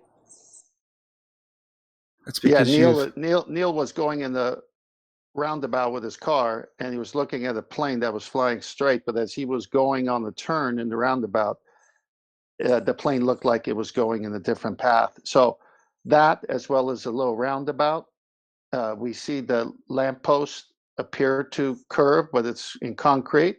But you're saying the Earth is minuscule? Not 1,000 miles to the equator is not minuscule. You'd notice that. the size comparison you've just made is accurate. Because essentially what you've just done is you've just driven. So if the Earth was the same size as the roundabout, your plane would be half the scale of the Earth. Oh? Your Coriolis effect is stuff appearing to move because you're claimed to turn underneath it. For example, the sun or the stars, as per your example. Are they only moving a minuscule amount as they move because we're turning underneath them, claimed to be 1,000 miles an hour at the equator? Because that's the effect, right? You seeing them seem to move. Yeah, well, that's the effect, though, isn't it? That's Earth turning underneath them, though, isn't it? But you're saying it's a minuscule effect, and I've just detailed how a Charlotte, North Carolina to LA flight would be shortened to an hour and a half from 4.5 hours. That's not minuscule, but that would happen if Earth was turning underneath the plane. You've just described to me the experiment which you've done. Not an experiment. Dumb fuck. Stop saying that word, please. It's an observation, you moron. Coriolis is Yeah, I'll real, call it on. and we'd see it as a 15 degrees an hour turn of the Earth underneath stuff not attached if it was happening on Earth. That would mean Earth was turning underneath aeroplanes at 15 degrees an hour, and it doesn't. You think Look, you aeroplane lost is on tiny. you lost on Coriolis already. You lost on Earth curve. How much do you want to get pummeled today? Well, I'm The telling you, sad your thing is, numbers he are wrong. thinks he's correct. Whose numbers? Whose numbers are wrong? From the observation, your ratios and your size comparison is out of whack. He's not comparing it to anything. He's saying he observed Coriolis effect. What are you talking about? What comparison? Oh, you mean your comparison, where you assume Earth has this effect he's detailing? Yeah, he's not making that comparison, you are, because you claim Earth has Coriolis effect. Now, how much you claim Coriolis effect is, you're saying your scale doesn't match his scale, because you're the one claiming Earth turns underneath at 15 degrees an hour, but simultaneously seeming to make it out like he's making the comparison to your claim that Earth turns underneath stuff in the same way Neil turned underneath an aeroplane when on a roundabout. Well, Neil did experience Coriolis, that's real, and he's not comparing it to anything. And you're saying, when I compare it to my assumption that Earth spins, well, that's your comparison, my friend. Can you stop reversing the burden of proof, please? I'm comparing it to your assumption of what I'm thinking. Oh, it's my assumption of what you're thinking. So not only am I clairvoyant, I'm telepathic and projecting out what you're thinking. That's how it's my claim, is it? Oh my God! Guys, No! Let's just get it absolutely clear. Just for people like Simon Dan and this clown here. This isn't my claim. I don't claim any rate of Earth turning underneath. Earth doesn't turn underneath. If it did, we'd have Coriolis deflection. Your claim. Now, I'm not claiming any rate or any comparison or anything to do with Earth having Coriolis. You are. Now, when you debunk the fact that we don't see that effect, or tell me that you and your reference frames are ruined, they're not mine. They're yours. I just want to make that absolutely clear for every other funder who comes here that thinks that I've got some comparative claim in terms of Coriolis and what Earth does. Because I don't. You do, though, and we pummel it daily now by pointing out that you're supposed to have 15 degrees an hour of it, and have idiots like this guy tell us that it's a minuscule amount when it would shorten a flight from an hour and a half when it's a 4.5 hour flight. Well, that's not minuscule, that's a massive noticeable difference that we don't experience, because Earth isn't turning underneath, as per your claim that it is. Not my comparison that's incorrect in its analogy. I'm not making one, it's your globehead claim that we don't experience in reality.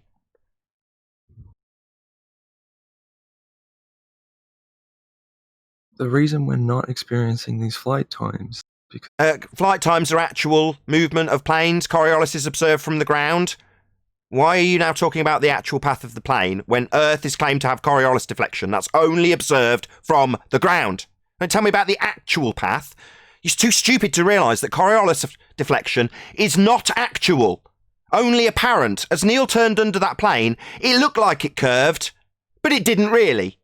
So don't tell me about what the plane's doing, you dumbo. Coriolis is not actual deflection observed as you turn underneath stuff. That would mean to have it on Earth, you've got to be attached to it to observe it, and you've got to be turning underneath stuff. It's just that simple. And it just doesn't happen. Earth isn't turning underneath anything we'd notice. we were talking about the lamppost in the roundabout. Mumble, mumble. Can you speak up and speak clearly? I was being that's on me because I was vague about what I was trying to clarify. So I was trying to talk about the roundabout lamppost in relation to that. I wasn't talking about. I was saying that the scale of your roundabout observation and your car does not correlate with that of an aeroplane and the world. It's not the same. Yeah, because there's actual deflection in Neil's example, and there isn't any on the Earth. So yeah, it's not comparable. Thank you. Welcome to stationary Earth. That's correct. Neil's example is Coriolis. Earth doesn't have that. They're not comparable. Thank you very much.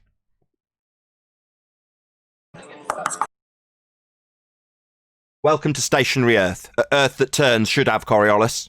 But as you say, it's not comparable to a demonstration of Coriolis. Thanks. Yeah, Earth doesn't have Coriolis effect. I'm saying it doesn't correlate because your size scale is wrong.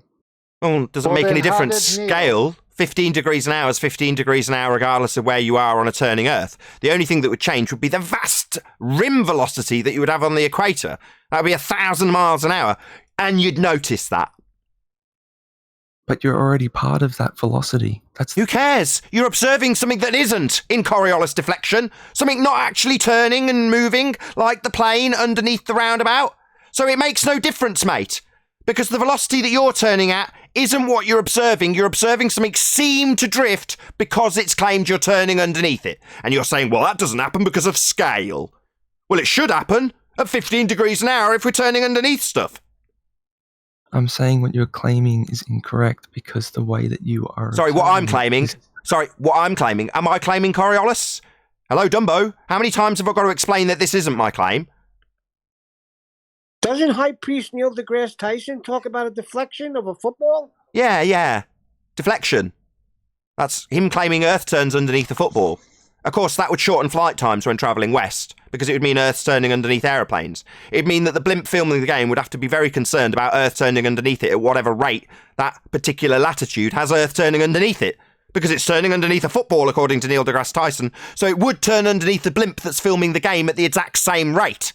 Obviously, with a blimp being in the air for a lot longer than a football, you'd notice, because it would land in a different country. It doesn't affect it. Because you're... Oh, it doesn't affect it. Yeah, welcome to stationary Earth. There is no Coriolis effect. That's right, it doesn't affect it on a turning Earth because we're not turning. So what, you're going to launch into how it doesn't affect it? It should at 15 degrees an hour. It's claimed it does by Neil deGrasse Tyson at 15 degrees an hour, and now you're telling us about how it doesn't affect it, right? Welcome to stationary Earth. Hey, Neil, was your car attached to the Earth when you were driving it?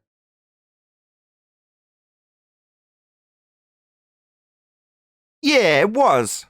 Yeah. And what scale would that be at?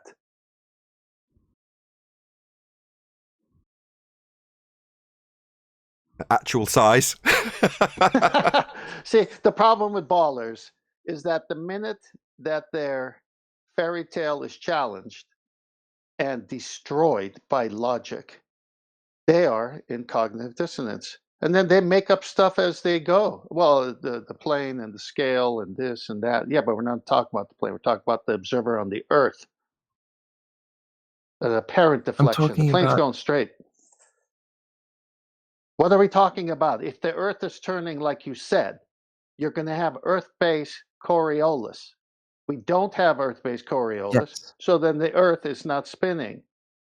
That's simple. I'll ask you this question. How fast do clouds move? What's that got to do with anything? I have no idea what that has to do with anything. Thank you, Nathan. Clouds experience Coriolis. No, they don't. Coriolis effect is observed from a rotating platform as you observe things not attached to the rotating platform. Clouds do not experience Coriolis effect. If you're about to detail actual paths of clouds, you don't understand Coriolis, as explained earlier to you at length. It's a not actual deflection. So when Neil explained that he looked at the plane and it looked like it curved, it didn't. Because Coriolis is not actual deflection. Are you now going to tell us about the actual path of clouds when Coriolis is not actual deflection? You're too stupid to know what Coriolis is. At this point, I think you should shut up. Don't tell us about actual paths of clouds, idiot. If you don't want to hear what I have to say, I'm just going to... You've just told me clouds are affected by Coriolis. That's unbelievably stupid because Coriolis is an observational effect. Do clouds have eyeballs?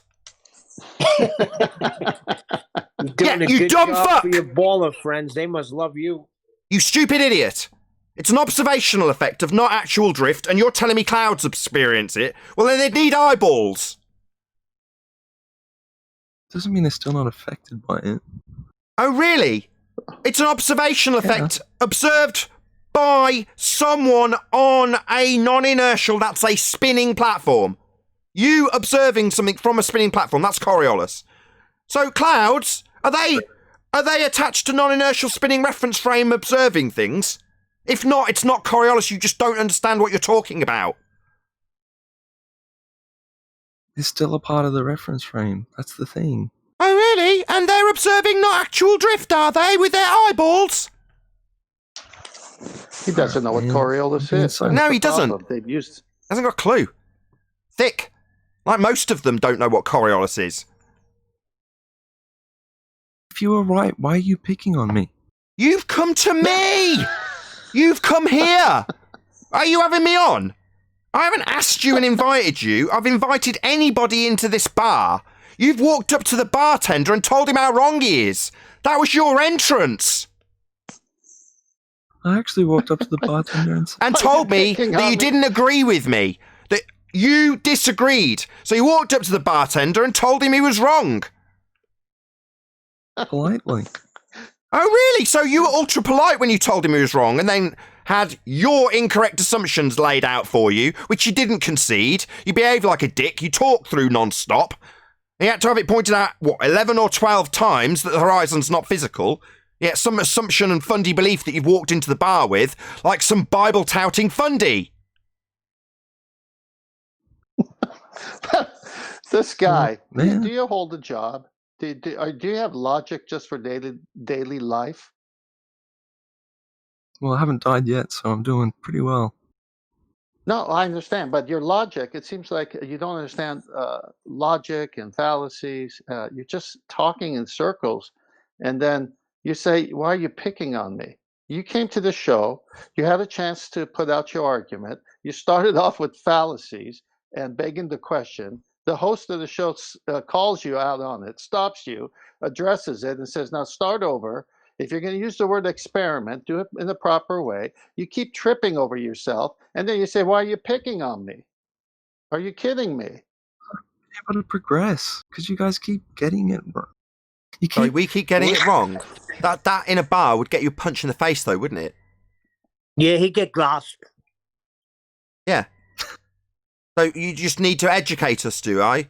Yeah, you need to tell us how we're wrong. How unbelievably arrogant after we've educated you in science and how you don't understand it, pointed out your errors and assumptions, your fundy belief. But after all of that, you're going to tell us how we just don't understand. Yeah, in a bar, that would be a men crowding around you, going to kick your ass. That's what's going to happen when you do that. And you hold up your Bible and go, you just don't understand my fundy belief that I'm telling you about that you've ripped to shreds.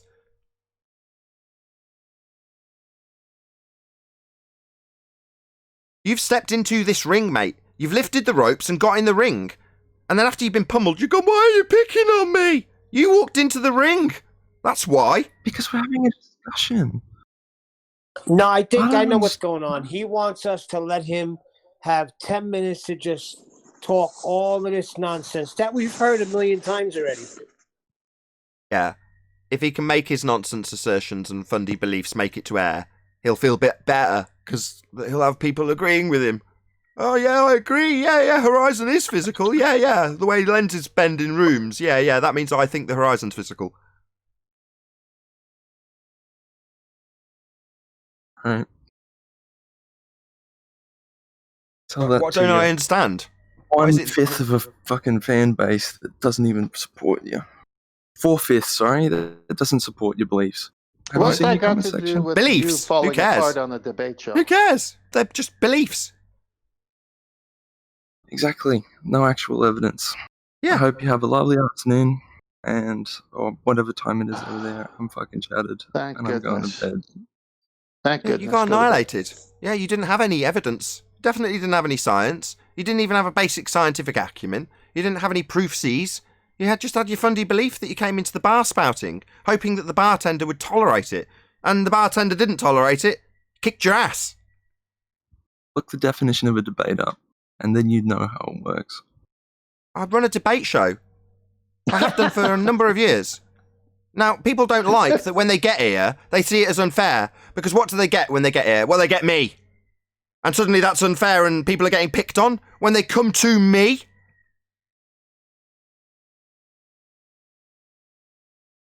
It's funny. It's funny. You know how the showed show up. starts? I'm sorry, Ted, but it says, welcome to Flat Earth Debate.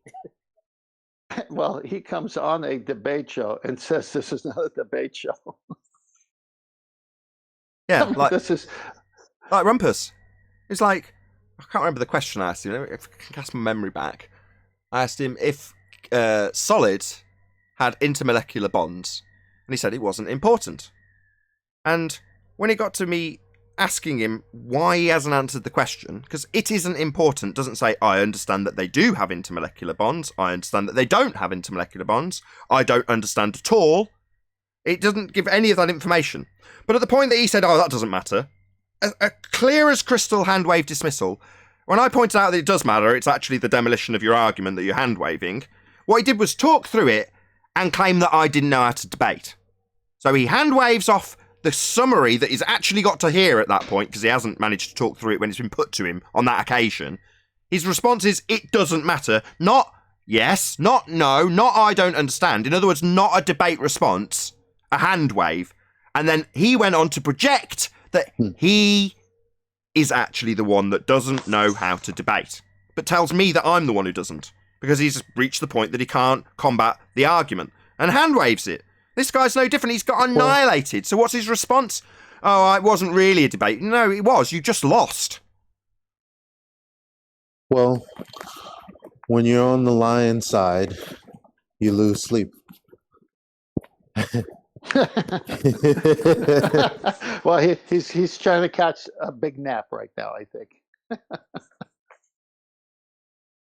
Yeah, you come here to feel better about your beliefs by hopefully getting them out on air. And yeah, moan all you like that when you say, oh, I've got an experiment and I know already that it isn't. Yeah, you're going to get stopped in your tracks. Bleat all day about it. Tell me how on a neutral platform that wouldn't happen. Yeah, that's right. The neutral platform would allow that nonsense to spurt out of the fundy's mouth for 10 straight minutes. And upon replying to it for 20 seconds, that I would get muted, I would get talked through, and that fundy zealotry would make it to air uninterrupted and unchallenged. Go on, whoever that was in Discord. Go on, Discord, whoever that was, feel free. Yeah, he tried, but he didn't. He doesn't want to finish. I think they misunderstand the rules of the show. This is about science and the scientific method and evidence, and they come in here trying to get around those rules. I, being a Christian, and I do believe in the Bible and it's inspired, I don't bring that on here and say I could prove that through the scientific method because it doesn't apply to it. So I don't even go there. It's more on the evidence-based method, like a court of law. But these guys, when it comes to the nature of the earth, and they're saying they got all the science, well, we're saying, show it to us, show it to us. This is what the show is about. It's about science. Show us the dependent variable, independent variable, control variables. We want to see it. And they die. So yeah, keep up the good work, Nathan. Actually going to do a quick plug to my GoFundMe campaign, as this is a Friday show, so over the weekend there aren't any live shows, but the Uncut and After show does get staggered out on Nathan Oakley 1980. Now, if that's obviously the case, I can't shout you out if you do support my GoFundMe campaign, but I'll give a quick plug to it now. If you do happen to donate to it, make sure you set the tip amount to 0. You just go into the tab, set the amount to 0, and then the full amount that you contribute will actually go to the campaign.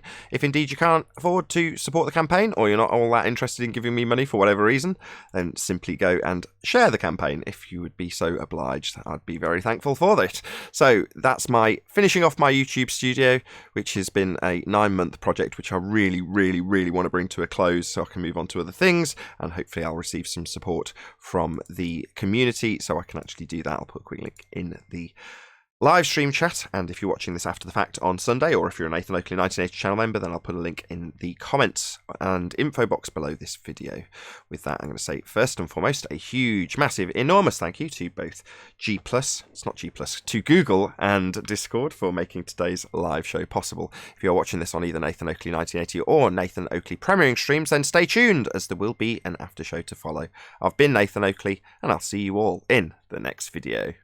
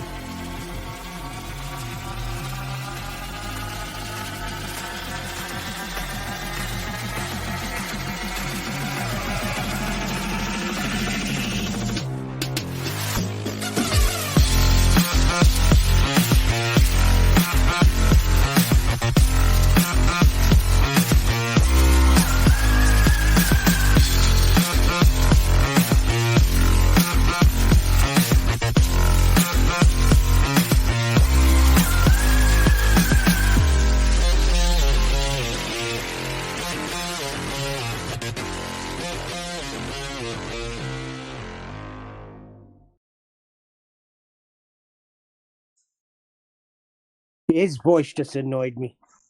Oh, thanks very much. Not your voice.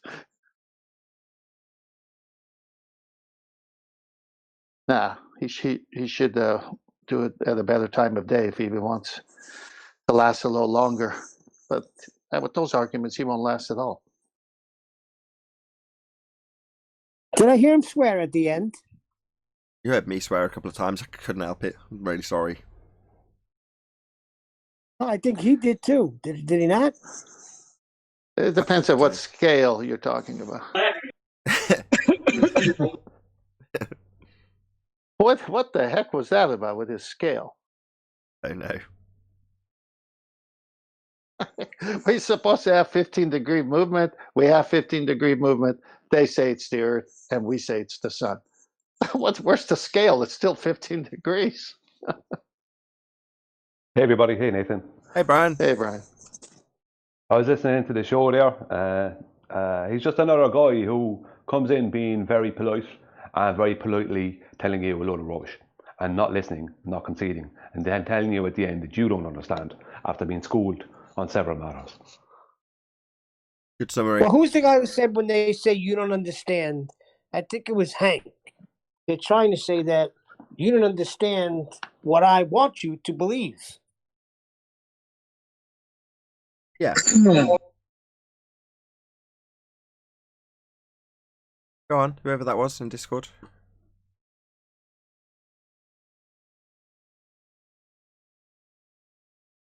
Well, maybe not. Yeah, well said, Neil. That's exactly where they're at.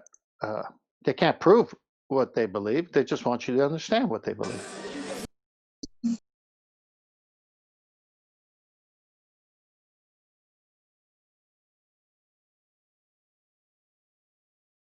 Yeah, there's a lot of them.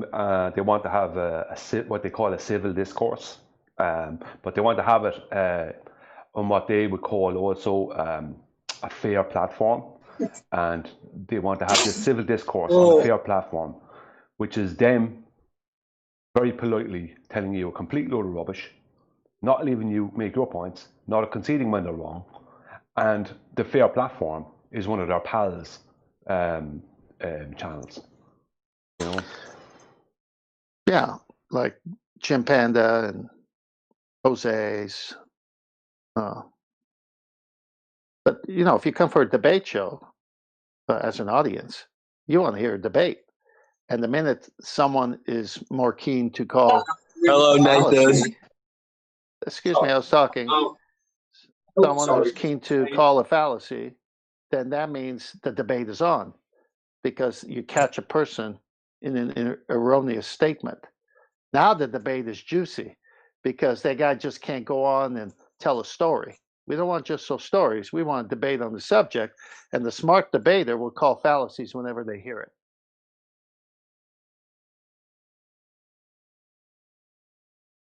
Indeed.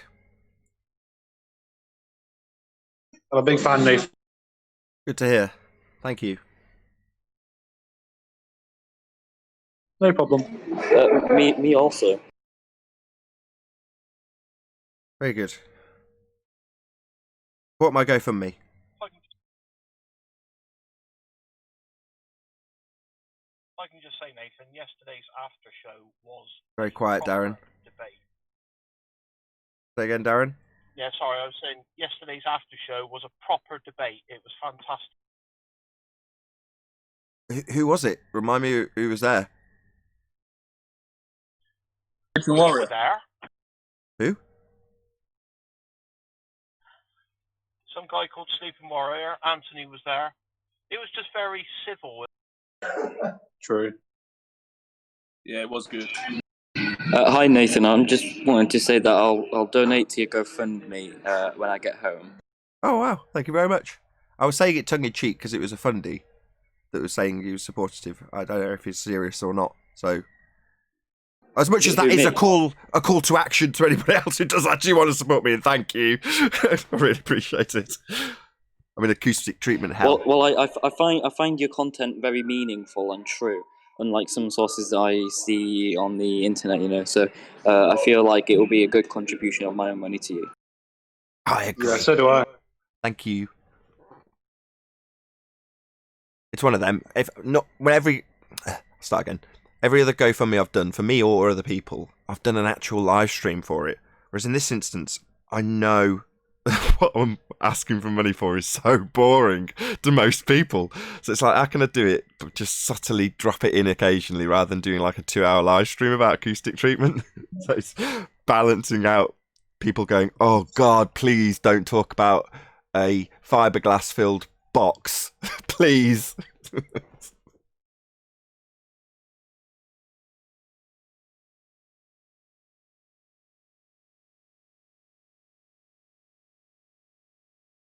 And that's the kind of reaction I expect.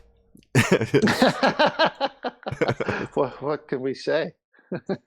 No one wants to carry on the conversation, so everyone just keeps stum, right? They're like, don't say anything. Hopefully the conversation will change to something else. Well, everybody who likes music knows what you're talking about. And we set up our speakers in the dedicated room that we like to hear our music. And we make changes, add carpets, curtains, all kinds of things. Turn the speakers around, put the subwoofer in the right place. Yeah, we know what you're doing. We do it all the time with our own stuff. Indeed. It's got a practical application to the show, though. So in this instance, the GoFundMe is directly related to the performance of the show. So support my GoFundMe. I will change the subject. Hopefully we'll bring it something much more related to flat Earth debate. This is a Sunday show. Shane Paul is not here. Let's I remember yesterday's show, it's worth another shout out.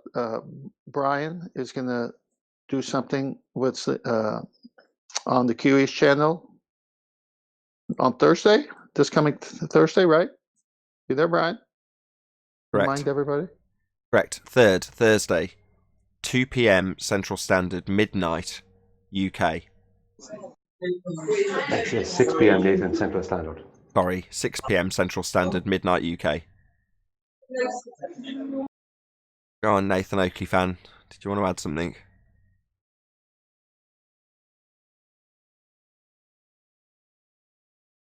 Clearly not. So yeah, be here or be sphere on the Quantum Eraser YouTube channel. Nathan Oakley fan.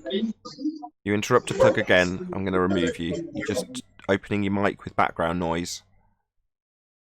Be here or be sphere on the Quantum Eraser YouTube channel at 6 p.m. Central Standard on Thursday, the 3rd of December 2020. Midnight UK.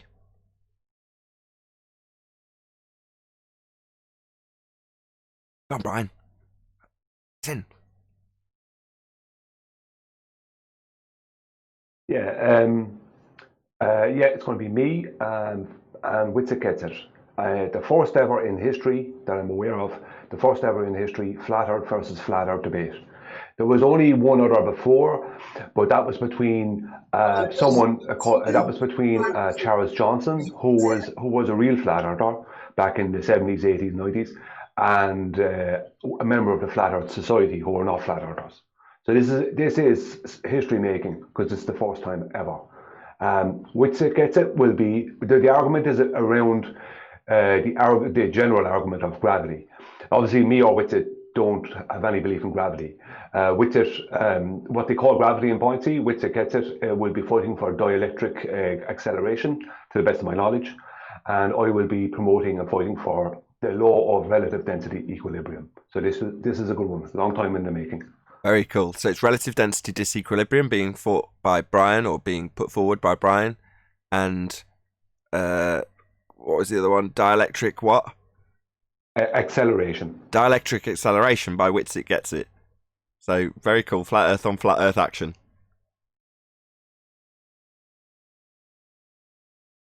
Yeah, it's going to be a good show. Because there'll be no need for shouting and no need for name calling and saying you don't understand anything like that. Because if one of us disproves the other, there will be no argument. It'll be like, it's like if you're wrong about something, wrong. So all that nonsense that's normally in the debate between flat and globe will be taken out. And QE will be the moderator, so he won't be tolerating any nonsense. Like you wouldn't either. Well, you can't predict that. There might be some ad homs and you don't understand thrown in there. You never know. Well, we'd be trying to get away from that, but it could happen. I'm sure. I'm just pulling your leg.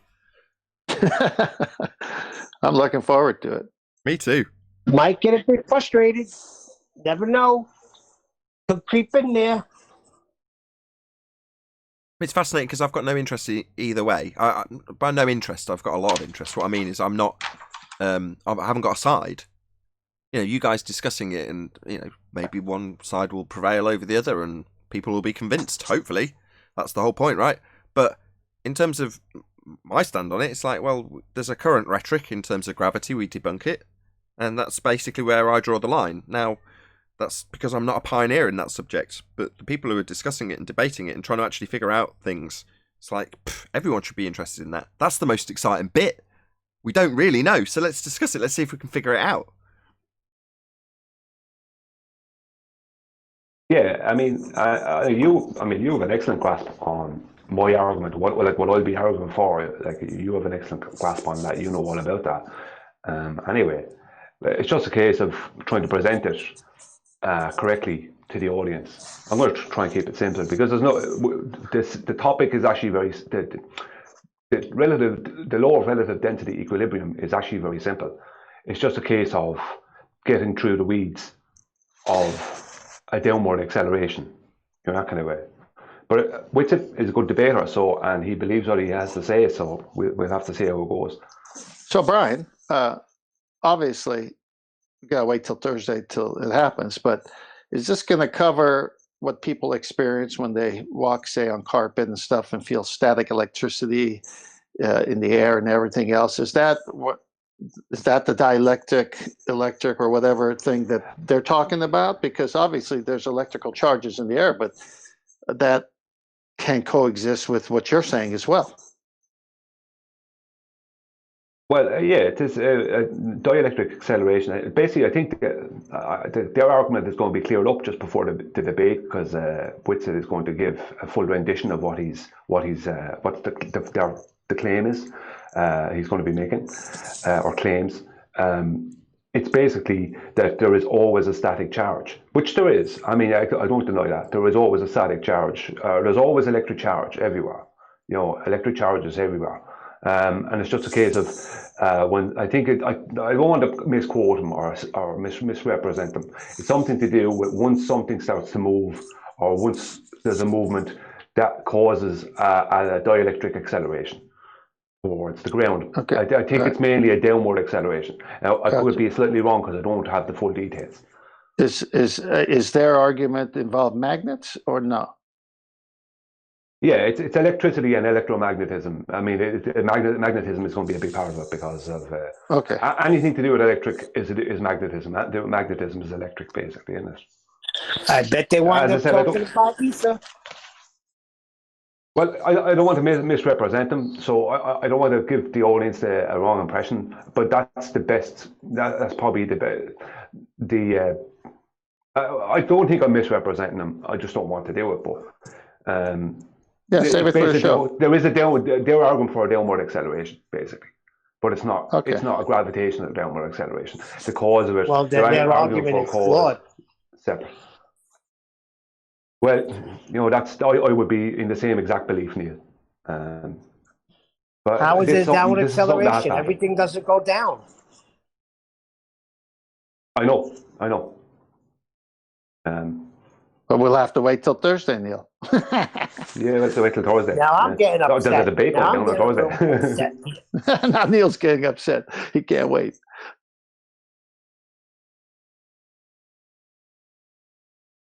Well, the thing about it is the main argument I think on their side is there is a downward acceleration, and that's what I think. I see. It's mostly I've heard Bob speaking about it on Globebusters. I heard Whitsitt speaking about it with him, but I don't want to say that Whitsitt has the exact same belief in things as Bob has. But I suspect it's about the same. Either way, he's not a relative density equilibrium, the law of relative density equilibrium fan. So I will tell you one thing. Obviously, Bob isn't either. Ryan, I'll tell you one thing. Just be prepared, because I know it researches things a lot. He just doesn't come and talking about it. He really does research a lot of stuff. Yeah, no, I'm sure he's going to come prepared. I've done a lot of research myself on magnetism and other things like that over the years. But I mean, my argument is going to be more simple. That it's going to be a more simple argument. I mean, I could get more complex about it, but I'll be trying to keep it as simple as possible. You know, and I don't mind him knowing that. Not that I need to hide my debate tactic. You know what I mean? But no, I think yeah. I think if you take, I mean, Anthony came on the show yesterday. He did the egg experiment, and he changed the medium, and the egg floated. So let's see, what does he have to do to make the egg go down? Is that what? He has to apologize to Cammy and Bob. No, I'm not. Why'd you do that? No, keeping it real, New York style. I'm talking about the egg going down, not a cameo experience. Hold on, somebody had an opinion. Was it Hoppy? Hoppy, did you want to add something? Feel free.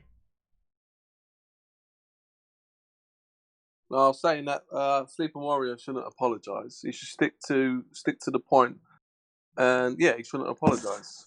Why not? But Bob should stick to the point on the egg experiment and just focus on that, not about personal things which are going on. That's just my opinion. Oh, I think on a personal level, he should apologise. On a personal level. He doesn't even have to.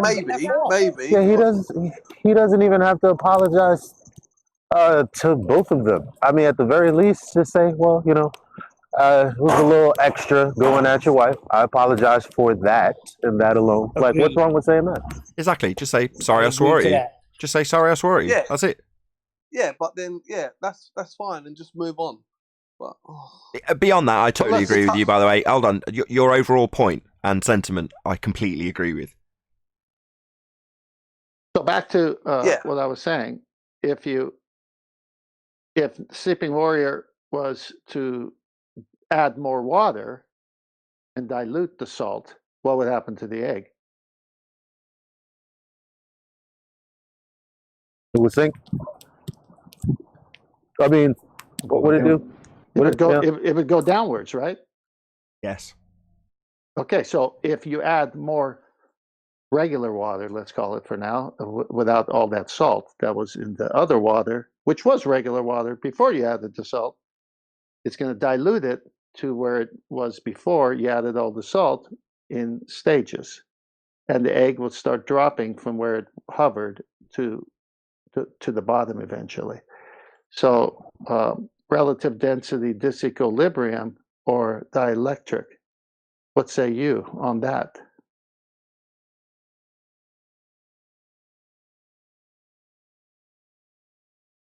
Well, there's another there's a short clip that Sleeping Warrior has of him talking to Fight the Flat Earth, and I guess the main point from the other side is that things accelerate downward, right? But there was a deceleration as the Felix Baumgartner dude jumped and landed through the atmosphere. Like, so what was up with that? I think that was based on as he had resistance by hitting the air. Well, I mean, we can't be talking about a vacuum, right? We don't live in one of those. Correct.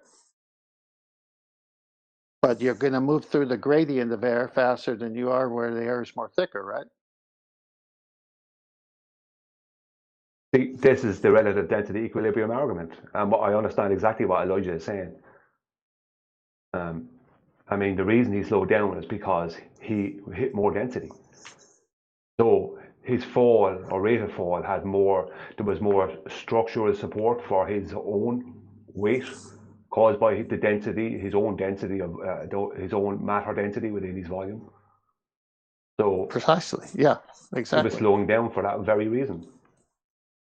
He slowed down because I- he hit the air, which is the medium that he hit. That's why he slowed down. Yeah, but the AR. So no acceleration then. I mean, I don't know. You can't say things accelerate down unless there's a medium to slow you down. Like that's, I don't know how that works. It's called drag. More drag. Yeah, correct. That's drag. Yeah.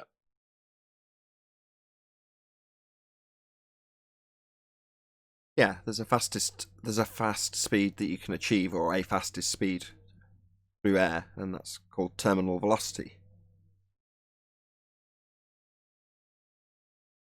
Well, if he gradually went from the thicker into a thicker and thicker band of air, and then eventually ended up in water or liquid, he would have slowed down considerably more.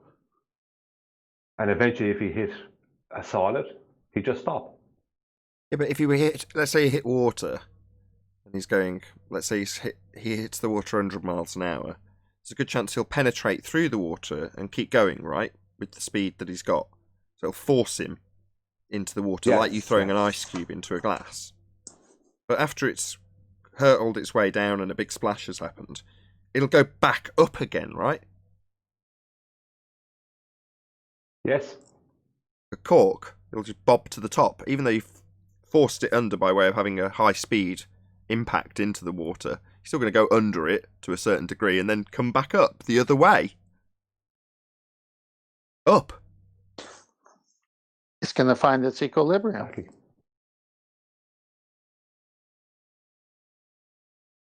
You guys seen the video where you're describing a the human being in a plane does the density zero tower G eventually. fall and the liquids don't equal out? Have you seen that? You have? There's a video where the density tower is brought in a zero G plane and they shake it up right before they do the zero G drop. And instead of things just equaling all back out because of buoyancy and density alone, they just stay mixed up while they're doing the zero G fall. So that was their main reason why they're thinking there might be something else to it than just buoyancy and density alone. Saying if you throw something and let it watch it sort of arc up and fall back down again, it's not going to settle while it's moving. Doesn't that make sense though? Because it's in motion. It's not settled. Exactly. You got to give it time to get back into form. And how long was that zero G plane giving you zero? It was about I think it was 7 or 8 seconds, like right around there. So it wasn't an entirely long time, and that was exactly Chemo's argument. He was saying that it seemed like there just wasn't enough time for it to equal out. So that could be. Even if they shook it on the ground, it would take more than 7 seconds to all filter into its gradiated layers. That would take a while, right? Even if they had a minute, I didn't think you would say 7 seconds. I thought you'd say 40 seconds, and I was going to say the same thing. It wasn't that long. It was pretty quick. But even if it was longer, I just think, if you shook up one of those towers with all the different liquids inside and then just left it on the side, it would take a good few minutes for it to settle back out completely, or at all. Let me solve this riddle quickly. In my greenhouse, I have an aquaponics system. Once a week, I have to turn some valves and get rid of the solids that the fish lay. So what I have to do is I first have to turn off the mineralization tank from the oxygenation that's 24/7. This allows for all of the solids to go to the bottom of the mineralization tank. I was told for the size of tank I have, I need to wait at least 45 minutes, better if I wait an hour, so that the water could separate itself from the solids. Because what I have to do then is turn another valve and take that clear water, put it back into the main tank, then close the valve, and then bring new solids in there so they can be broken down through oxygenation for another week's time, 24/7. So I can tell you it takes 45 minutes to an hour just for that tank. Yeah, it definitely makes sense. If by any chance that were to happen, and let's say somehow they were able to do a free fall for an hour and a half, 2 hours, and it never separated, would you then think there might be something else to it? Well, I don't live in a zero gravity. I don't live in a vacuum. So Hold what's on. the point? How can it settle if it's moving? That's buoyancy. And their claim is that buoyancy and density doesn't change even while it's in free fall.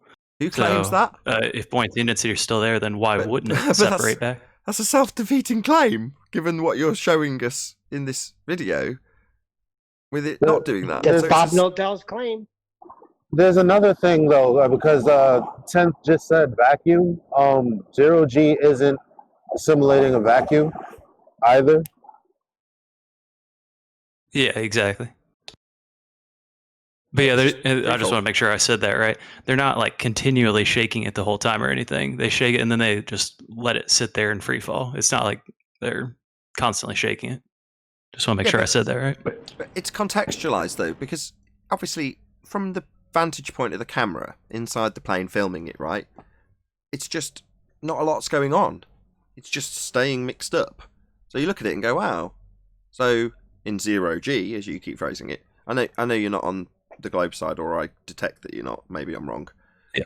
But if you were to remove the plane, now obviously this is impossible. The only way you could do it and keep it exactly the same is to have somebody falling next to it. So in other words, you go up in a plane, you take your gradiated liquids, you shake them up, but rather than going into free fall with a plane around it so that the reference frame doesn't show anything happening, you just throw it out the window and send a parachuter with a camera following it, right? Now imagine that exact same scenario, which is exactly the same other than having something around it falling with it, blocking off the view of the outside. But if you saw it hurtling to the ground with clouds flying past really fast, would you think, I think that'll settle? No. But when you put a plane around it, when you put a plane around it and take away that context, suddenly you think, oh, well, maybe there's a point here. What, that when things are falling at vast speeds, they don't settle? Shocker. Yeah, I definitely see your point. Yeah. What if you were to put something on it that would stabilize it so that it's just constantly falling exactly in a perfect, motion, I guess? Not just like rattling around or anything. It's still falling, though. In the same way, right? When you say water at rest is flat, absolutely true. Very useful tool. Well, if I then say, well, if I have a water droplet falling long enough, will it become flat? Oh, what about if I put it into a perfect arc trajectory? Would it be flat then? Well, no, it's in free fall. Not at rest. So you're saying the act of free fall? Well, it's falling. Do you know what I mean? Would you settle if you were falling through the air? Would you get your paper out, relax, do a bit of ironing? Is that a relaxing, settling situation, falling through the air? For you, would you settle? Yeah. You know what I mean? Your stomach equalizes. Oh, really? I don't think so. Imagine a roller coaster. At first, it kind of feels unsettling, but then, like a quarter of the way down the hill, it actually feels kind of normal again. I see where you're going. No. Skydivers you see on YouTube, they do aerial tricks and they put their hands out and they look like a bat, and it's free fall. They're going to feel friction. All kinds of things are happening. I'm not going to. This isn't a joke. Have any of you seen the free fall ironing board competitions? No. And look it up. This is not even a joke. There are people who will literally go to the extent of ironing whilst free falling. I'm not even joking. Oh my gosh. I'd much rather make sure I make it to the ground safely first. Well, it's who can get the most crease-free shirt by the time they reach the ground. Crease-free shirt. I love it. Well, that's good. I'll have to hit that one. By the way, Elisha, how'd you make it to the ground? A parachute? And what did that do? It just created high resistance. Anyway, good topic, by the way. Globe virus foe. Thank you. Global virus. I just find it really interesting. I do too. Very. On Dilly Gill's channel, he points out that back in the day when they were doing some of the STS missions, the earlier ones, when they came back from their quasi-space missions, the crew would actually have some quite high levels of enthusiasm when regaling the audience with their stories. And Dilly Gill's take on this is because they actually did do those freefall manoeuvres. Now, his take on this is that the shuttle is just a zero-G plane. It's just specifically designed to give you a slightly elongated freefall time so you look like you're in zero-G for a longer period. But obviously in doing so, they actually experienced something. You know, they had an experience to regale the audience with enthusiasm, and they do. Whereas when you compare that to the ones that regale their stories from what is obviously a stage with them on high wire, they don't have the same level of enthusiasm. The same also applies to the astronauts who are claimed to have gone to the moon. They don't have that recall that an exciting scenario would give you, that passion that you would be keen to get across to somebody in the way you spoke about it. Well, I say the ones that have done the freefall maneuvers and describe them as being in space, doing EVs or whatever they're claiming to be doing when they're faking it in a zero-G plane, they actually do have a decent enough recall of that experience to be able to pass it off as real when they claim it's in space. But the moon landing, obviously it didn't happen, so they haven't got that recall, it didn't happen. So they can't inject any enthusiasm to their describing of it. You know, they're kind of nonchalant about it. And sometimes they're like, oh, I can't remember either way. Did we see stars? Didn't we see stars? Did we use them to find our way on the maps they show us in the videos? No, we didn't see them at all. I can't remember seeing them. You know what I mean? Yep. Yeah, I know what you mean. I'd like to say something about that free fall with the plane. I'm not going to talk about the density there because I'll keep that for if it becomes part of the presentation or the debate. What people have to realize about that is, if you put those people outside of the plane, they'll be falling slower than the plane because they're not experiencing the effect of the atmosphere, the gases slowing them down. Because they're only, what basically is happening is the plane is falling away from underneath their feet at a constant rate. And they're inside of it. So they're falling with the plane because they're inside of it. And they're just not on the floor of the plane. But if you put them outside the plane is going to fall faster than they will, even though it's of a bigger, greater area and volume. Because of its size, weight, and density, it's going to go down faster. If they're outside the plane, the air resistance is going to slow them down. Also, it's aerodynamics, so you know, when you put it into a free fall by the way of design, it's going to be cutting through the air in a much, much more efficient manner than a guy just falling through the air. I mean, don't get me wrong, I'm sure that if you were a professionally trained skydiver and you could get yourself into that really perfect shape to get the velocity, you might be able to fall alongside in that arc of the plane in a perfect world. But on the whole, if you just chuck someone out of a plane, you're right, they wouldn't just fly along at the same rate as the free fall that the plane is actually intentionally putting itself into. Well, if we look at the highest skydive, or the highest normal skydive, I'm not talking about a bomb garden, I just talk about the highest normal skydive that people do, and the length of time they take to get to the ground. And the altitude that the plane is at before it does that nosedive. You know, before it turns off its engines and whatever, and just falls. I mean, which one is happening? Which one is longer? I would predict that a skydive from the same altitude would take a lot longer than the plane. How was it? Someone said how many seconds there a while ago that it takes for the plane to. Well, they can push it to about. They can get about 120 seconds with a slightly adapted, less severe free fall. So. They can really push it on some of those manoeuvres, but from what I could ascertain from Dilly Gill, there is a ceiling to where they can do the shallower manoeuvre from a much higher altitude and pull out as late as possible to give them a total of about 120 seconds. Not very long. And yeah, I think you're right. I think based on the resistance that a free faller would get, I think it would be longer. But we're talking about the extremes of both. So. Yeah, I'm going to have to look into what exact height they're at when they fall. Sorry, I'll let you go on. No, I was just going to say, when we're done with this topic, at some point, I want to talk about the moon. Today's the perfect day. Now's as good a time as any. All right. So, I had written down a question,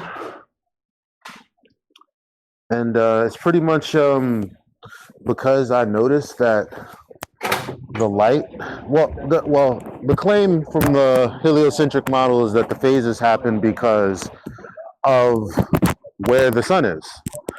And I'm saying that can't be right. So I wrote something out, and it goes as follows. So if we were on a sphere in the northern hemisphere on the east coast of America in New York City, the moon will be setting at 4:07 a.m., still lit to the direction of sunset. At the same moment, though, in the southern hemisphere, in Canberra, Australia, it will be 8:07 p.m., 7 minutes past sunset. How can the sun be lighting the moon from that direction when it's no longer there? That's a good question. Now you've formulated it, I can have a proper think about how they'd model it out. Good. I'm glad you formulated that into a well established, concise question. Well done.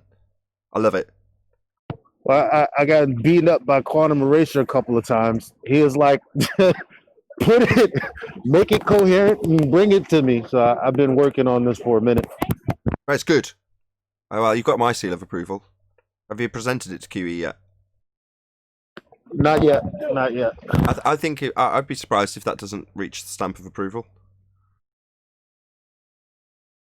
I also I can post in Master B's that what I used time and date to pretty much give me the time for Australia.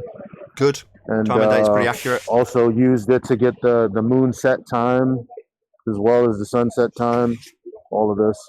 So I'll post it in Master B right now, everything that I have on it. It's been shown to be an hour out here and there. So in terms of when they predict solar noon will hit in certain locations, depending on time zone, it can be up to an hour out. And I'm not talking about daylight savings errors either, just measured as being an hour off what it says it should be. But nevertheless, time and date when we tracked the sun was pretty accurate. Mm-hmm. Because it's not like I mean, East Australia is going to be, I think it's 16 hours ahead, regardless. Like, there's no way they can say it's not, you know? Like, if it's 8 o'clock a.m. here, then it's what? 12 o'clock? What is that? 12 o'clock a.m. there, right? If you say so. Well, anyway, there's all the screenshots. They're going into Master B, did you say? I'll stick them up if I can see them. Oh, yes, I've got them. Yeah. Yeah, I'll stick them up. Cool. 4 of them, right? Should I just scroll through all 4? Yeah, I think I put them in. Order. So the first one is basically showing. I underlined in red what time it is for me and what time it is in Canberra, Australia. So yeah, 8:55 a.m. it was, and so it was 12:55 a.m. there. You know, and then the next slide shows the phase of the moon for me and what it would look like if I was looking at the moon, right? And so the next one shows that on the 27th, which is today, this morning, my moon set was 4:06 a.m. At that same time, 7 minutes past 8 would have been Canberra's sunset. So pretty much that simple. Excellent. Good work. I'm glad it's nice and concise. Thank you. It was 2 pages before. I can imagine. You know, I can imagine. But I immediately poo-pooed it, right? When you first came to me, I'm like, nah, the model will be right. But now you've laid it out, you're like, yeah, go around that, fundies. Let's see what their answer is. Obviously, you've laid it out with their presuppositions in tow. Fine. Mm-hmm. Their claim. Why doesn't it work? Why is the model wrong? Because it's not where we live. We don't live on a model. We already know the answer. But it's a fun task, right, to put them to. Even in their fundy belief of a model. Even in their globe birth belief, it still don't work. And then the guy, I said, basically, it's a rhetorical question. And the guy is like, well, why are you asking me rhetorical questions? Well, to make you see that your globe model doesn't work. Even though we don't live on a model, your model's failing in many different ways, and you're just pointing them out to me, right?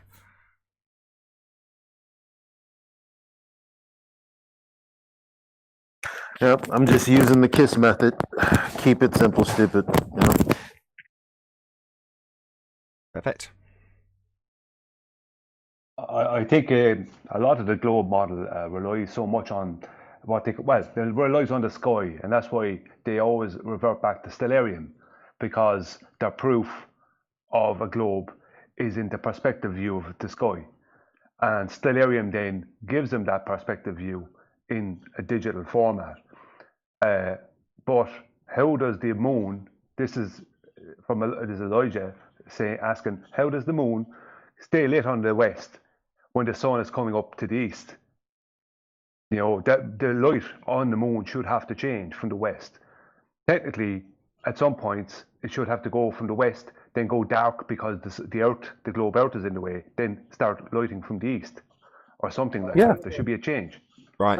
Yeah, it does get even worse. But I just kept it short for simplicity's sake. But if you think about it, okay, the moon sets at 4:07, which means that California, which is 3 hours behind me, they get to experience the 4:07 or the 4:06 moon set too.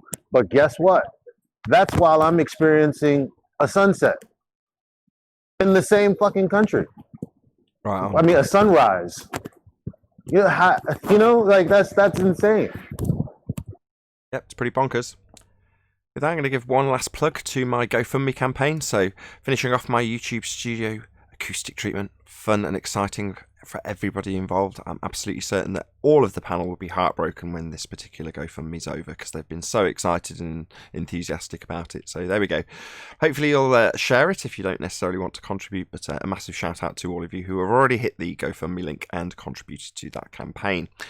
With that, I'm going to say a huge, massive, enormous thank you to both Google and Discord panels for making today's after show possible, and of course a massive thank you to all of you in the Nathan Oakley or Nathan Oakley 1980 Premiering Stream audiences for hopefully smashing the super chat, liking, commenting, sharing, subscribing and hitting the GoFundMe campaign.